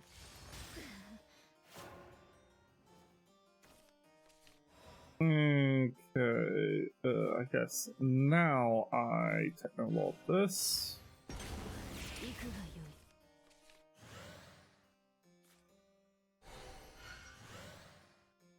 With my count, Machina class played 7 out of 10. So I want to save the Zombo droid for next turn. So that's the thing, is I can probably get my Aena board out before they can actually start doing anything about it, because I've just, as I said, just incredibly fast. Alright, so I could really just do it with one more Machina card, basically. But I can just do Zombo droid, Iona. Like, Zombo droid, Iona, Joy secured, and then I have another Joy secured, and then they're fusing the Darkness Blade. Interesting. Okay, so they're playing that to heal up, whatever. So... okay, so that's not that, but so I'm just gonna go Zombo droid, Iona, and then second Iona.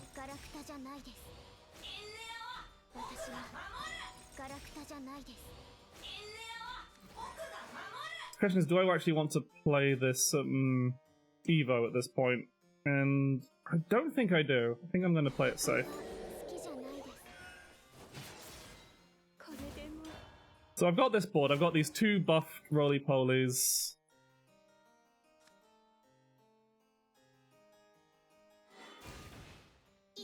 I'm going to have a boatload of shadows next turn. So, things I don't have Minth effect active, which is kind of annoying.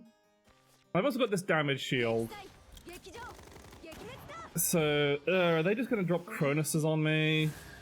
Cronus is possibly a legit card in this meta now, and that angers me.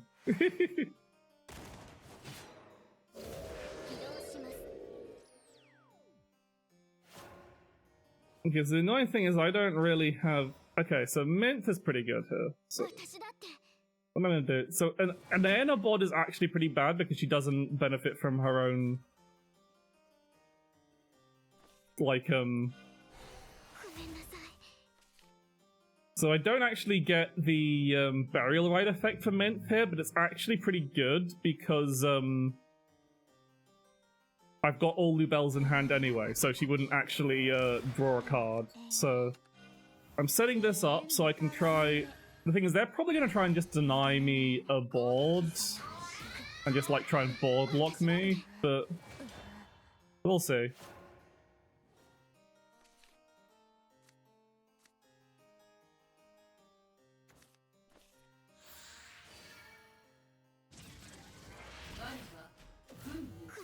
So that's Electo, who is incredibly annoying. But honestly, not too annoying, because I've got so many of these small flaws, so I can... so I mostly just want to try and bump off... so they're going to heal a bunch, and I don't really care. It's the thing. So here's the annoying question. So I kind of want to keep these roly-polies up. Okay, I'm going to do it this way.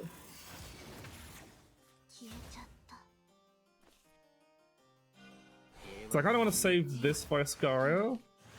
But I do want to play Anne Lubell, but I'm not going to evolve it.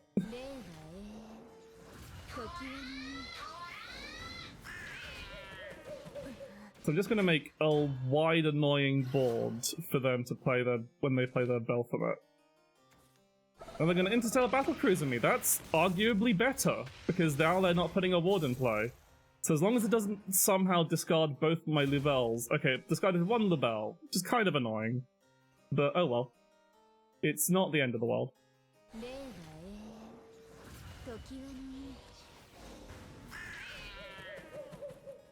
So... we evolve here.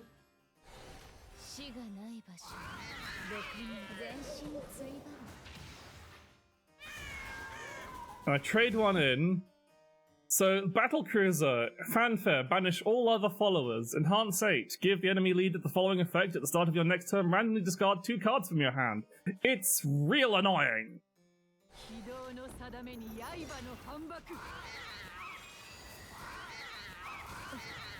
Anyway, I'm just going to do as much damage as I can right now. Oh, Friends Anywhere, that's great. That's an Evo, point recovery. Because I've still got this damage shield in hand.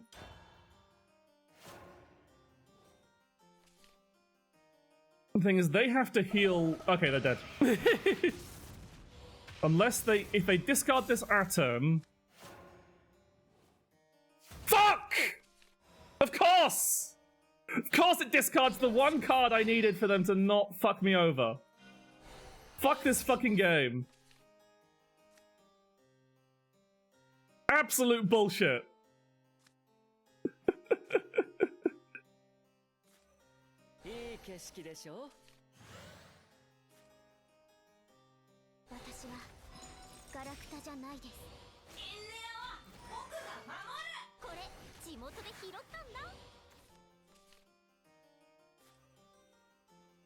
Like, that was literally the one card I needed it to not hit, and it hit it.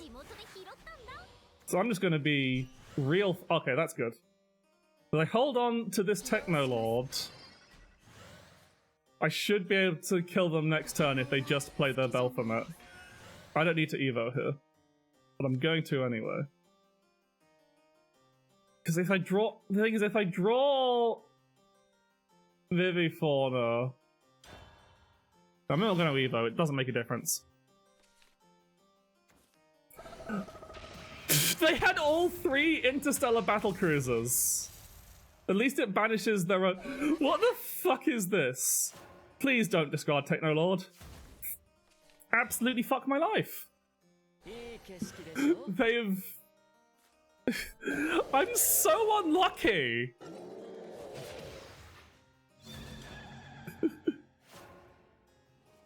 Absolute bullshit, I tell you.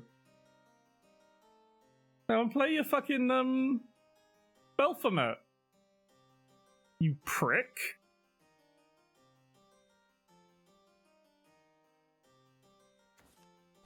Oh no, you're Cronusing me now!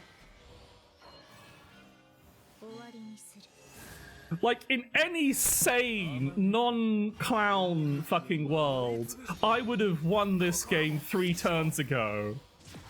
But because they fucking... I got completely screwed over. I'm going to lose.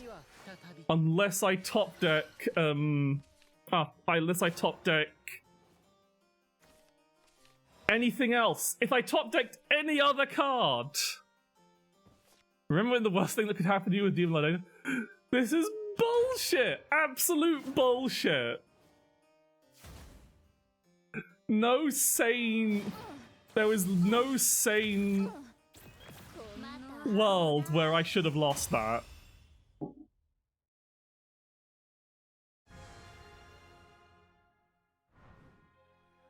I hate Interstellar Battlecruiser.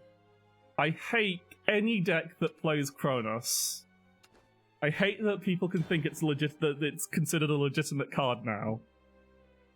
Shouldn't have been. It should have remained a meme. Actually, it's not critical. I said that was just so unlucky. Like all I needed is for it to not discard Atom, or all of like so many chances to win, and they just got really lucky of the Battle Cruiser. Cause like if I was playing that situation, if I was on the other side, I can tell you that I would have fucking not gotten so lucky. That's why I hate should have remained a meme. Many on Atom, yeah.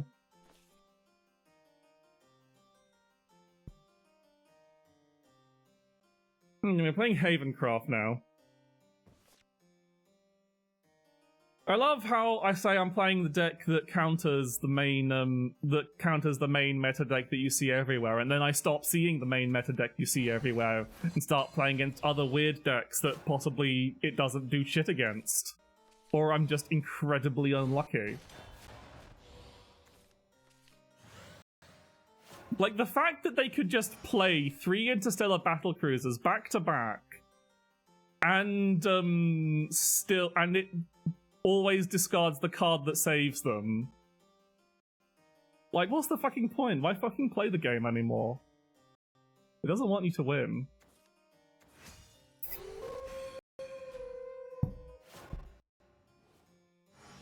Okay, so this is probably, since they're playing Font of Tranquility, it's probably more,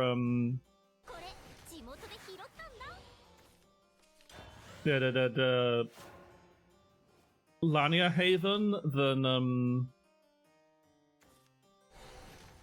Amulet Haven, I'd imagine.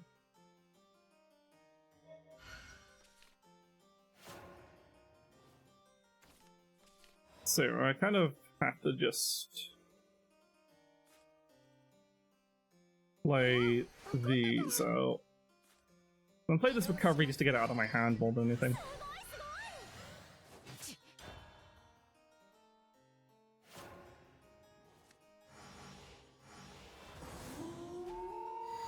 This is also my Mahu 4 so far, that's pretty good. So like next turn I can Shared Goal and Mint, which will be pretty good. Or Shared Goal and Succession Balance, maybe? We'll see. Maybe I need to play other things. What's my aim account 6? So I probably need to play, if I play this speeder, I probably need to play. I'm gonna play Succession of Balance and play the zero cost and I'm gonna save my zero cost Diana for next turn, because then I can play like Zombo Droid, Assembly Droid, or Hoverboard Speeder, and Iona, and maybe Mint. Yeah. Thank you, Bottom. Yeah. So I don't want to play like a big board into their linear turn.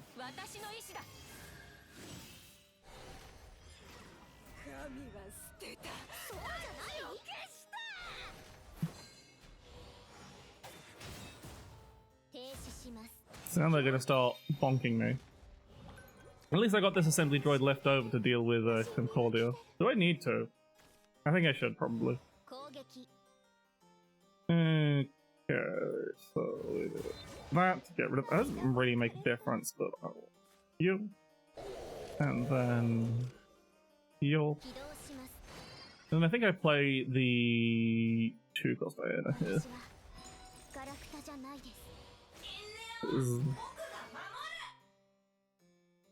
That means I can play Night Terrors on the Iona to draw some cards. Excellent, that's the bell secured. We are. You trade off that. Question is, do I want to evolve it? I've got a lot of Evo points, but do I actually want to evolve this roly-poly? I think I do. Now let's hope they aren't playing Mr. Banish your entire fucking board.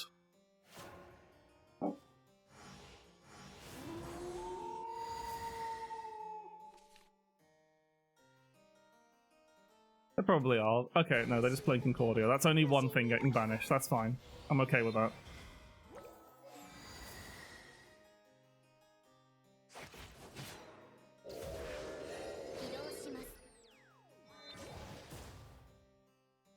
No, Battlecruiser is portal only. There's Havencraft has a card that banishes all followers as well. What the fuck do I do here? So I'm going to want you get rid. I don't think I need it. I don't need any more. I don't need 2 goddesses.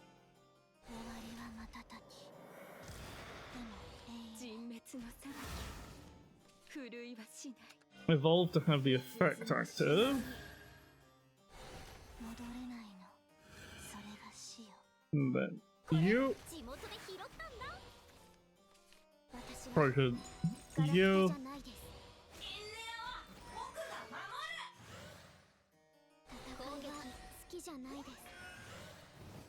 okay.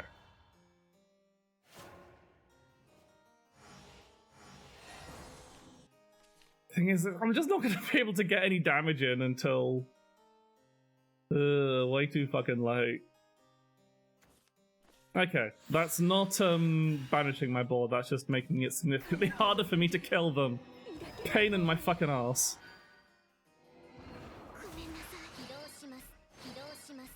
But then they're not killing me either, is the thing.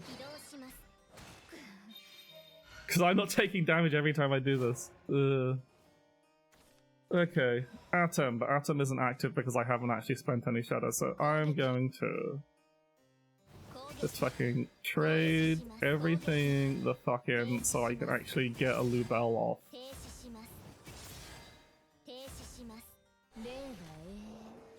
And I can actually, instead of using up a... What I can do here. Let's trade in one of these, and then Night Terror's it, and hopefully it doesn't fucking... Just push a bunch of damage and hope they can't recover from it.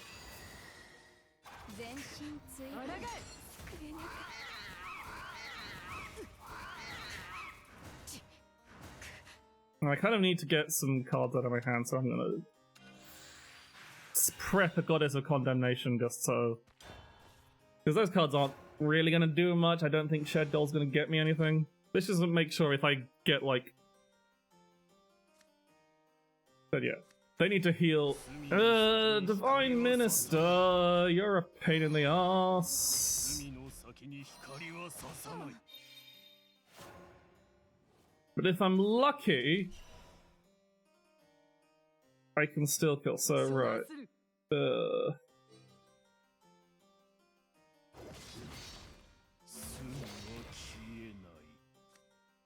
Heals for so fucking much. Okay, here's what I'm gonna do. Oh no, that doesn't kill either. Fuck my life. I don't have the Evo point. I'm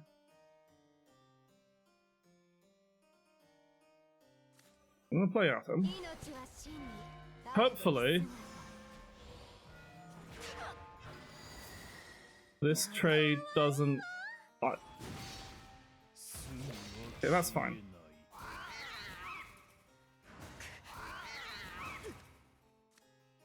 Shed Gold. For Ayana. Play Ayana. And play... So this only affects the thing, but it heals me, it puts a damage shield up. I have this very annoying Atom on the field. And I've played a bunch of... Also, they're going to make it... The problem is they're going to make an annoyingly huge board, so Techno Lord is possibly not going to kill, and of course they have Concordia in hand so they can banish one of my followers. And they get some damage shield, of course. And I need an Evo point! Game, please, where's... Interesting. They're just playing that to wipe my board, I guess. If I had...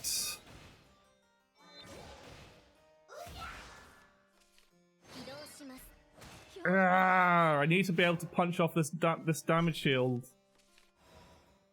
But the fucking Zombo droid means I can't play Techno Lord. Do I just play... No, this is what I do. Play you.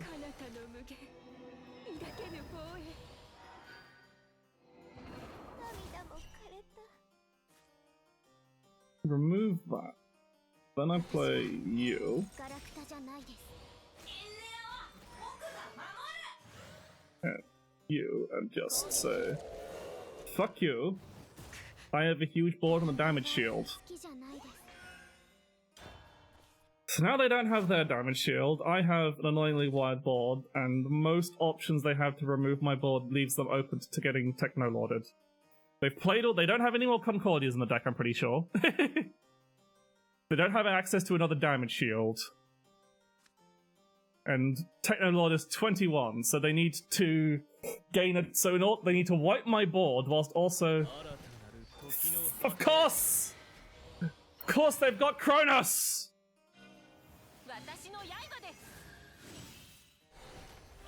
Now I can't play my fucking Techno-Lord next turn!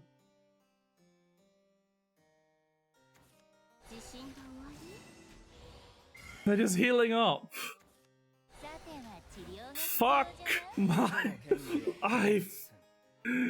Get this man away from me.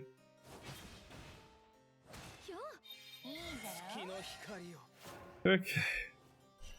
So I can't play my Techno-Lord, but I can draw cards, so...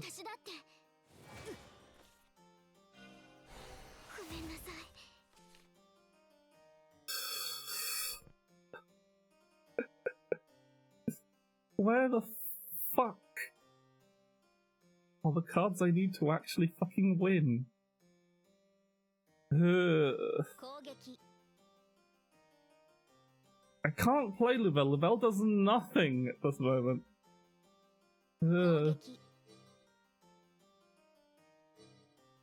I just fucking hit them.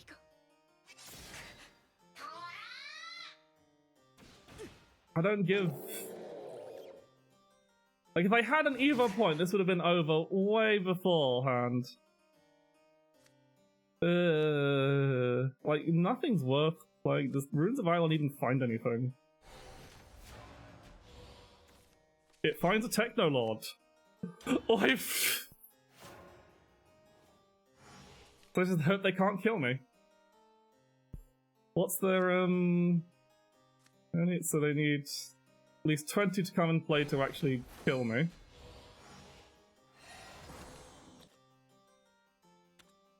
They have had 10, so they deal 5 and heal 5.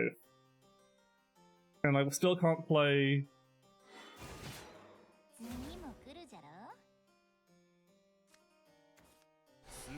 They heal for a shitload this turn. But they still have to- they're still not doing that much damage to me. Okay, Evo point recovery. Finally! A little too late. Okay, can I actually...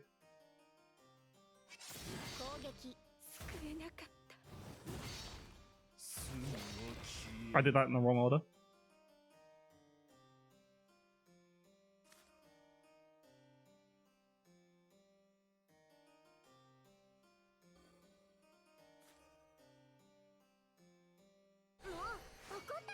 Doesn't matter. Doesn't matter if I burn any of those.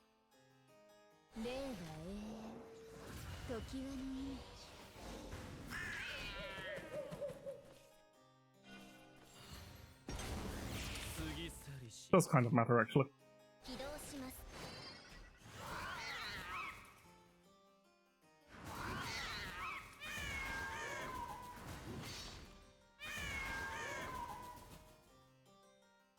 So this is kind of hedging my bets.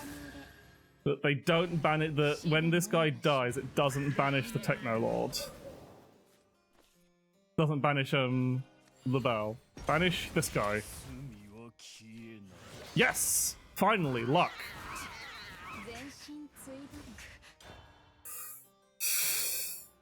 If they play another Cronus, I'm going to scream.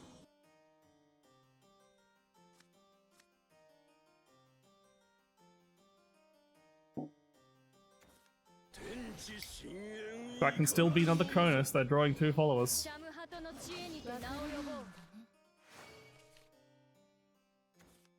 That's not Cronus!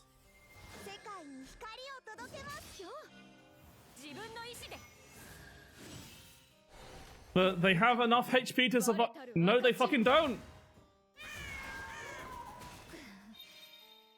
They have... Wait, no, they do. Fuck. But I have Evo Point Recovery. Okay. I can do this. I just need to do it this way.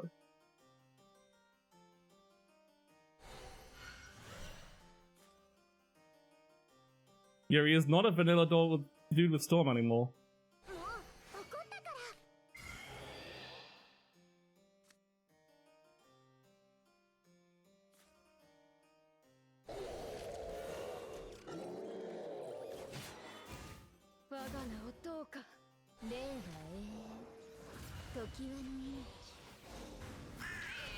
Wait, shit, this isn't enough damage. But it is me not dead, and them almost very dead. I think I fucked up. But no, yeah, Technoloord wasn't enough. If they have another Cronus, I'm just fucked.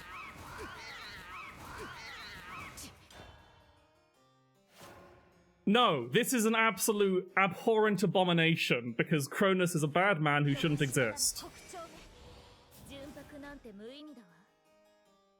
You play Cronus, I'm going to kill you. I'm going to find where you live and destroy everything you hold dear.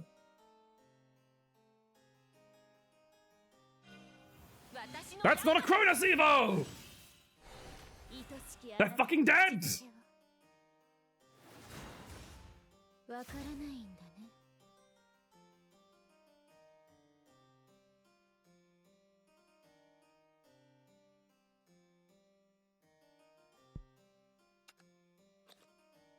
Yep, that's only 16.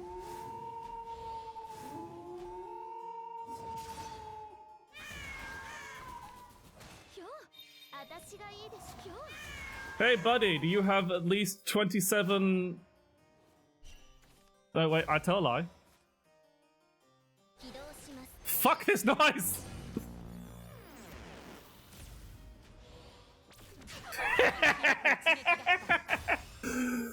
What the fuck was that? That was stupid. No. That is not supposed to be that long. That was hell.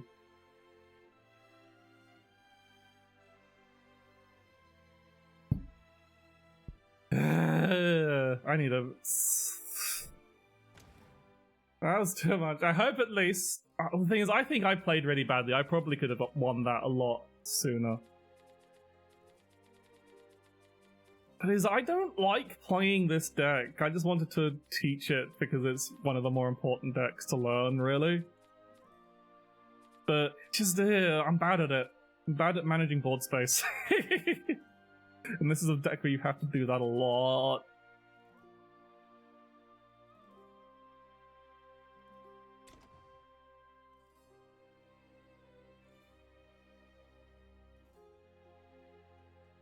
But there's also, like, I think this deck is probably why Cronus decks are pretty popular.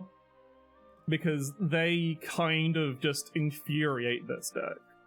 Because this is a slow control-y deck. It doesn't win quickly unless you get a really aggressive start. So and against another slow control-y deck that's running stuff like Cronus, it can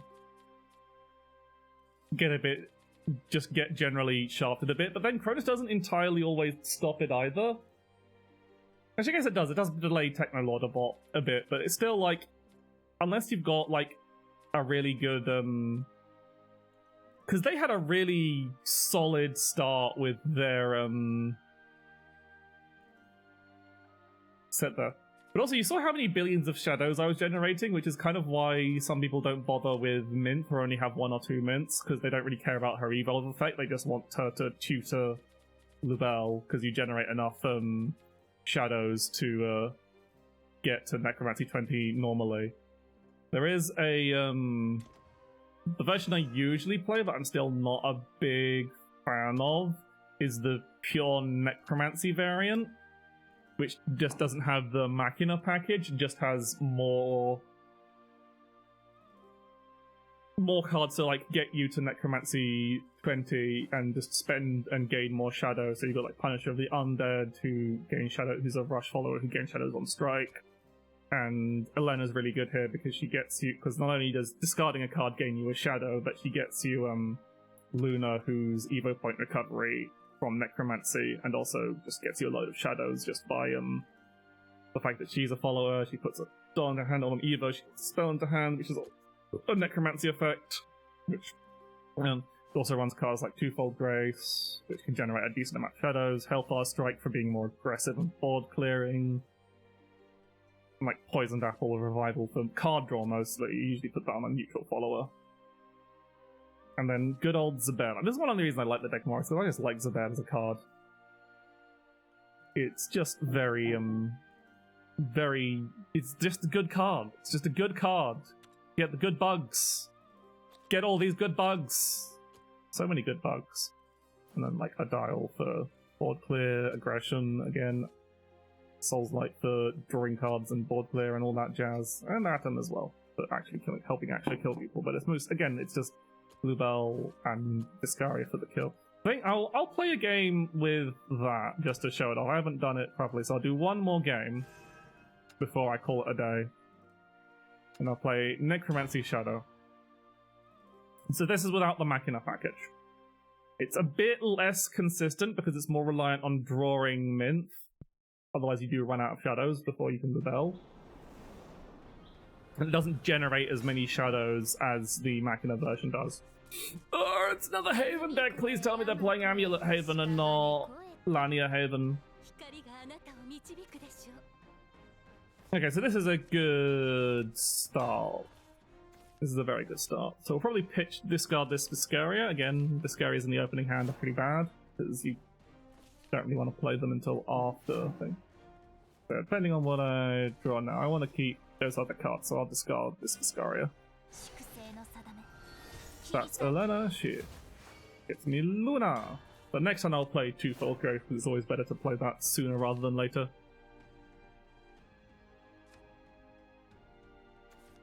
Alana, you mean Alana, right, and not the Elena getting which was Elena? I'm trying to remember which. Elena is the heal and you buff your board, right?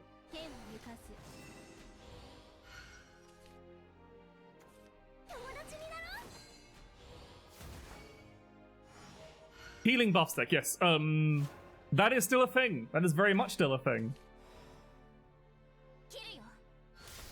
In fact, that's leader effect now. That is okay, so I'm just gonna play out this Punish for the Undead, and hopefully he sticks around to swipe next turn. So this looks like it's but it's not really meta, it's too slow for the current meta. The Alluvia is the card that gives you the Alana leader effect. But they're not actually played that much anymore. They were a big thing, and they're still like played somewhat, but not like to the degree they were before. Ah, excellent. Okay, so this is good. So I will evolve this guy. Swing in for big damage. And that gives me the shadows to play Luna. The question is, do I want to... Yeah, I'll play a dial here. Because otherwise I've got 2 play points that aren't doing much. So that does mean he's going to get bonked by the Lania effect, but...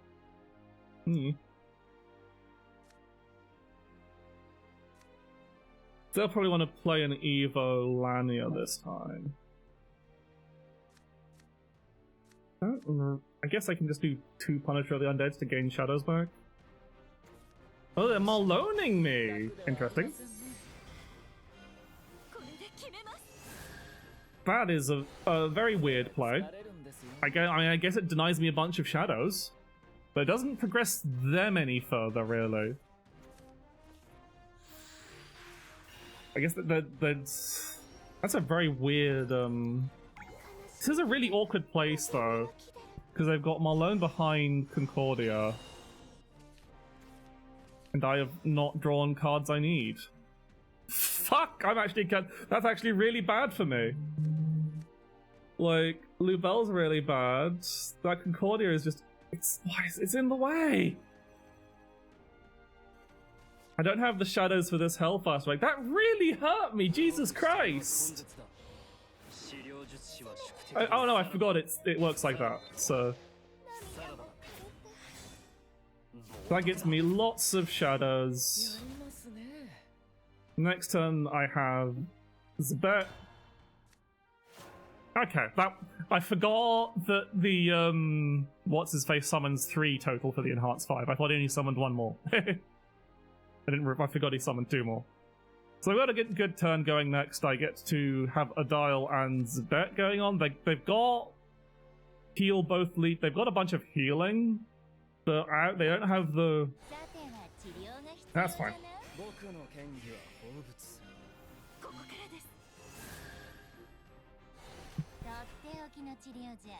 Question is, what's my best way to actually... Again, Concordia being real annoying.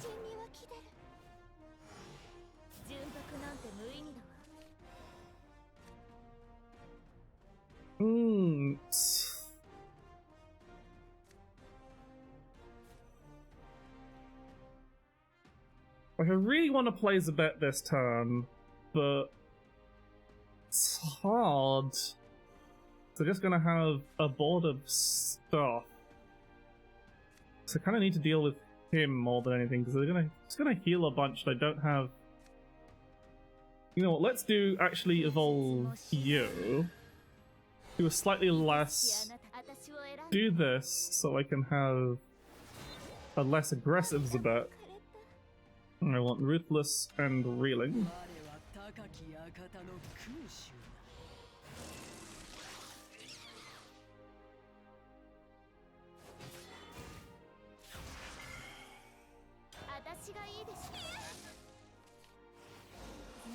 Okay, so they'll still heal, but he's only they're very small. Okay, so this is kind of like where the deck gets a bit awkward. Is it's like, oh, I haven't drawn Vinth, so I can't actually do half the stuff my deck's supposed to do. Not having any new... The fact that they banished my, Okay, so they got Lania effect active, which is real bad for me.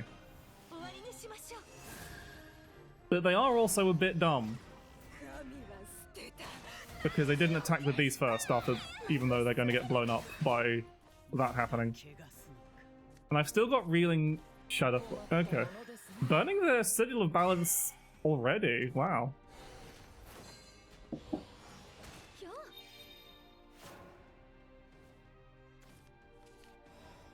Okay, so I don't really want this card on the field because it's going to burn through shadows that I need to kill. So I'm going to just bonk.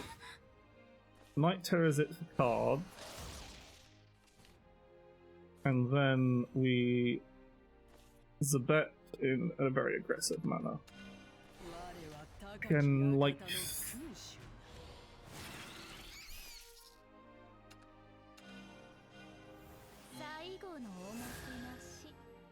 Like, I suppose getting the healing ones out isn't that great. No, they're gonna probably, they've got a Goddess and Condemnation in hand, I guess, which is annoying. They got another Malone! Fuck my life!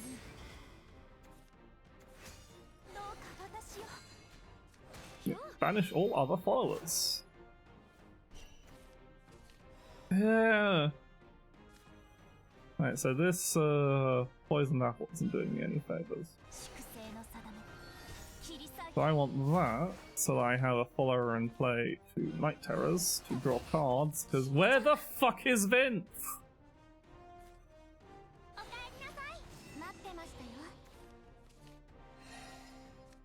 Where the goddamn hell is the card I need to actually kill my opponent? To actually activate my deck. Bottom 18 cards of bottom half of my deck, I'll have you know. And still don't see her. This is the worst.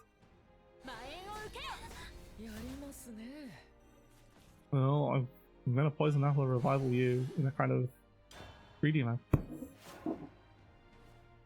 Hang on.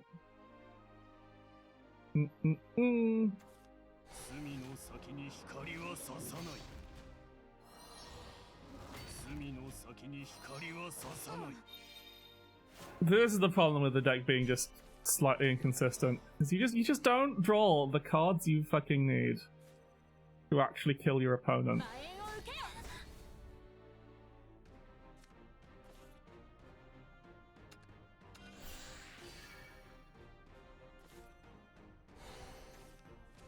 There she fucking is. Ugh.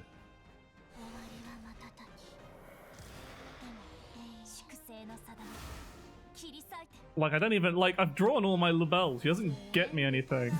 I'm just screwed. I die. Let's see, what do you... I forgot you got a card draw effect, I should... Okay, that's actually...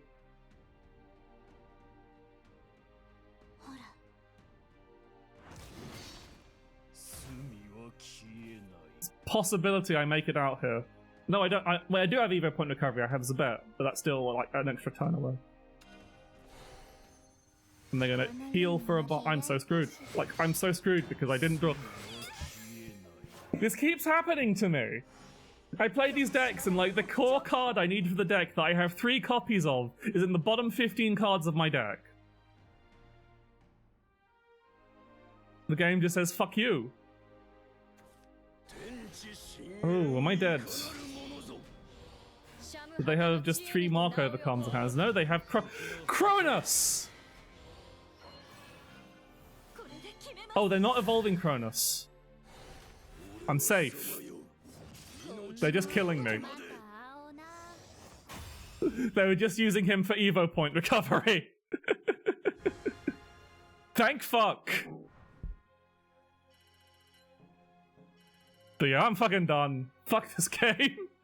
Like I said, I love this game, but God, my luck. I was... Biz, I'll just show you... I think I've still got a version of... Yeah. No, this is Lania. Where's... Oh, I guess I deleted it. But,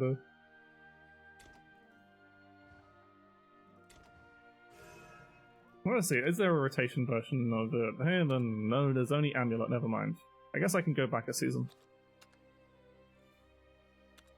Yeah, Alluvia is the card, which is not as good because it doesn't have this card anymore. But like, yeah. Bring that down whenever. It's just a leader effect now. But this is also a lot more aggressive. It was a lot more aggressive because you had stuff like Jean and Tanzanite the Victor and Agent of the Commandments because you can set it up as an ambush setup. So it doesn't usually last too long. But yeah, that's enough for today, I think. I'm going to go get ready to make dinner, I think. Because Jesus Christ. Just can't escape. Did I actually get 2 ranked wins today at all? Okay, I did, so it wasn't that curse anyway. Yeah, Jesus, I just can't escape Cronus. I made a rant about how Kronos is a trap card that you shouldn't put in decks, so now he's just been haunting me. And again, all the times I've lost to a Kronos deck, it's because my luck has been awful. Like, absolutely dog shit. Like, that match I could have won easily if Minth had shown up any sooner.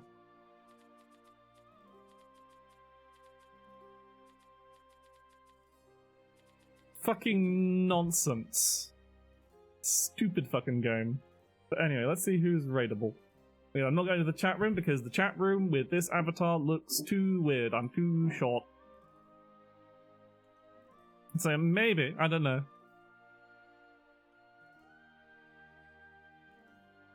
Maybe I'll have because the next stream won't be until I honestly might be impatient because I've been like getting really bored on days I don't stream, so there might be more like content. I keep saying this, but it never happens.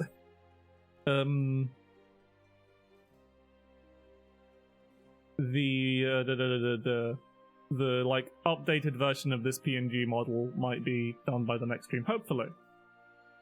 But let's see, who do I want to raid? There's a lot of people online, lots of good people. I want to raid all these people. Why can't I just raid everyone? It's terrible. But I guess I will settle for raiding. I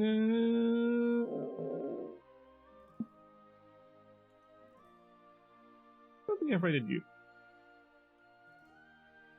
You thought, oh, it's apparently their birthday.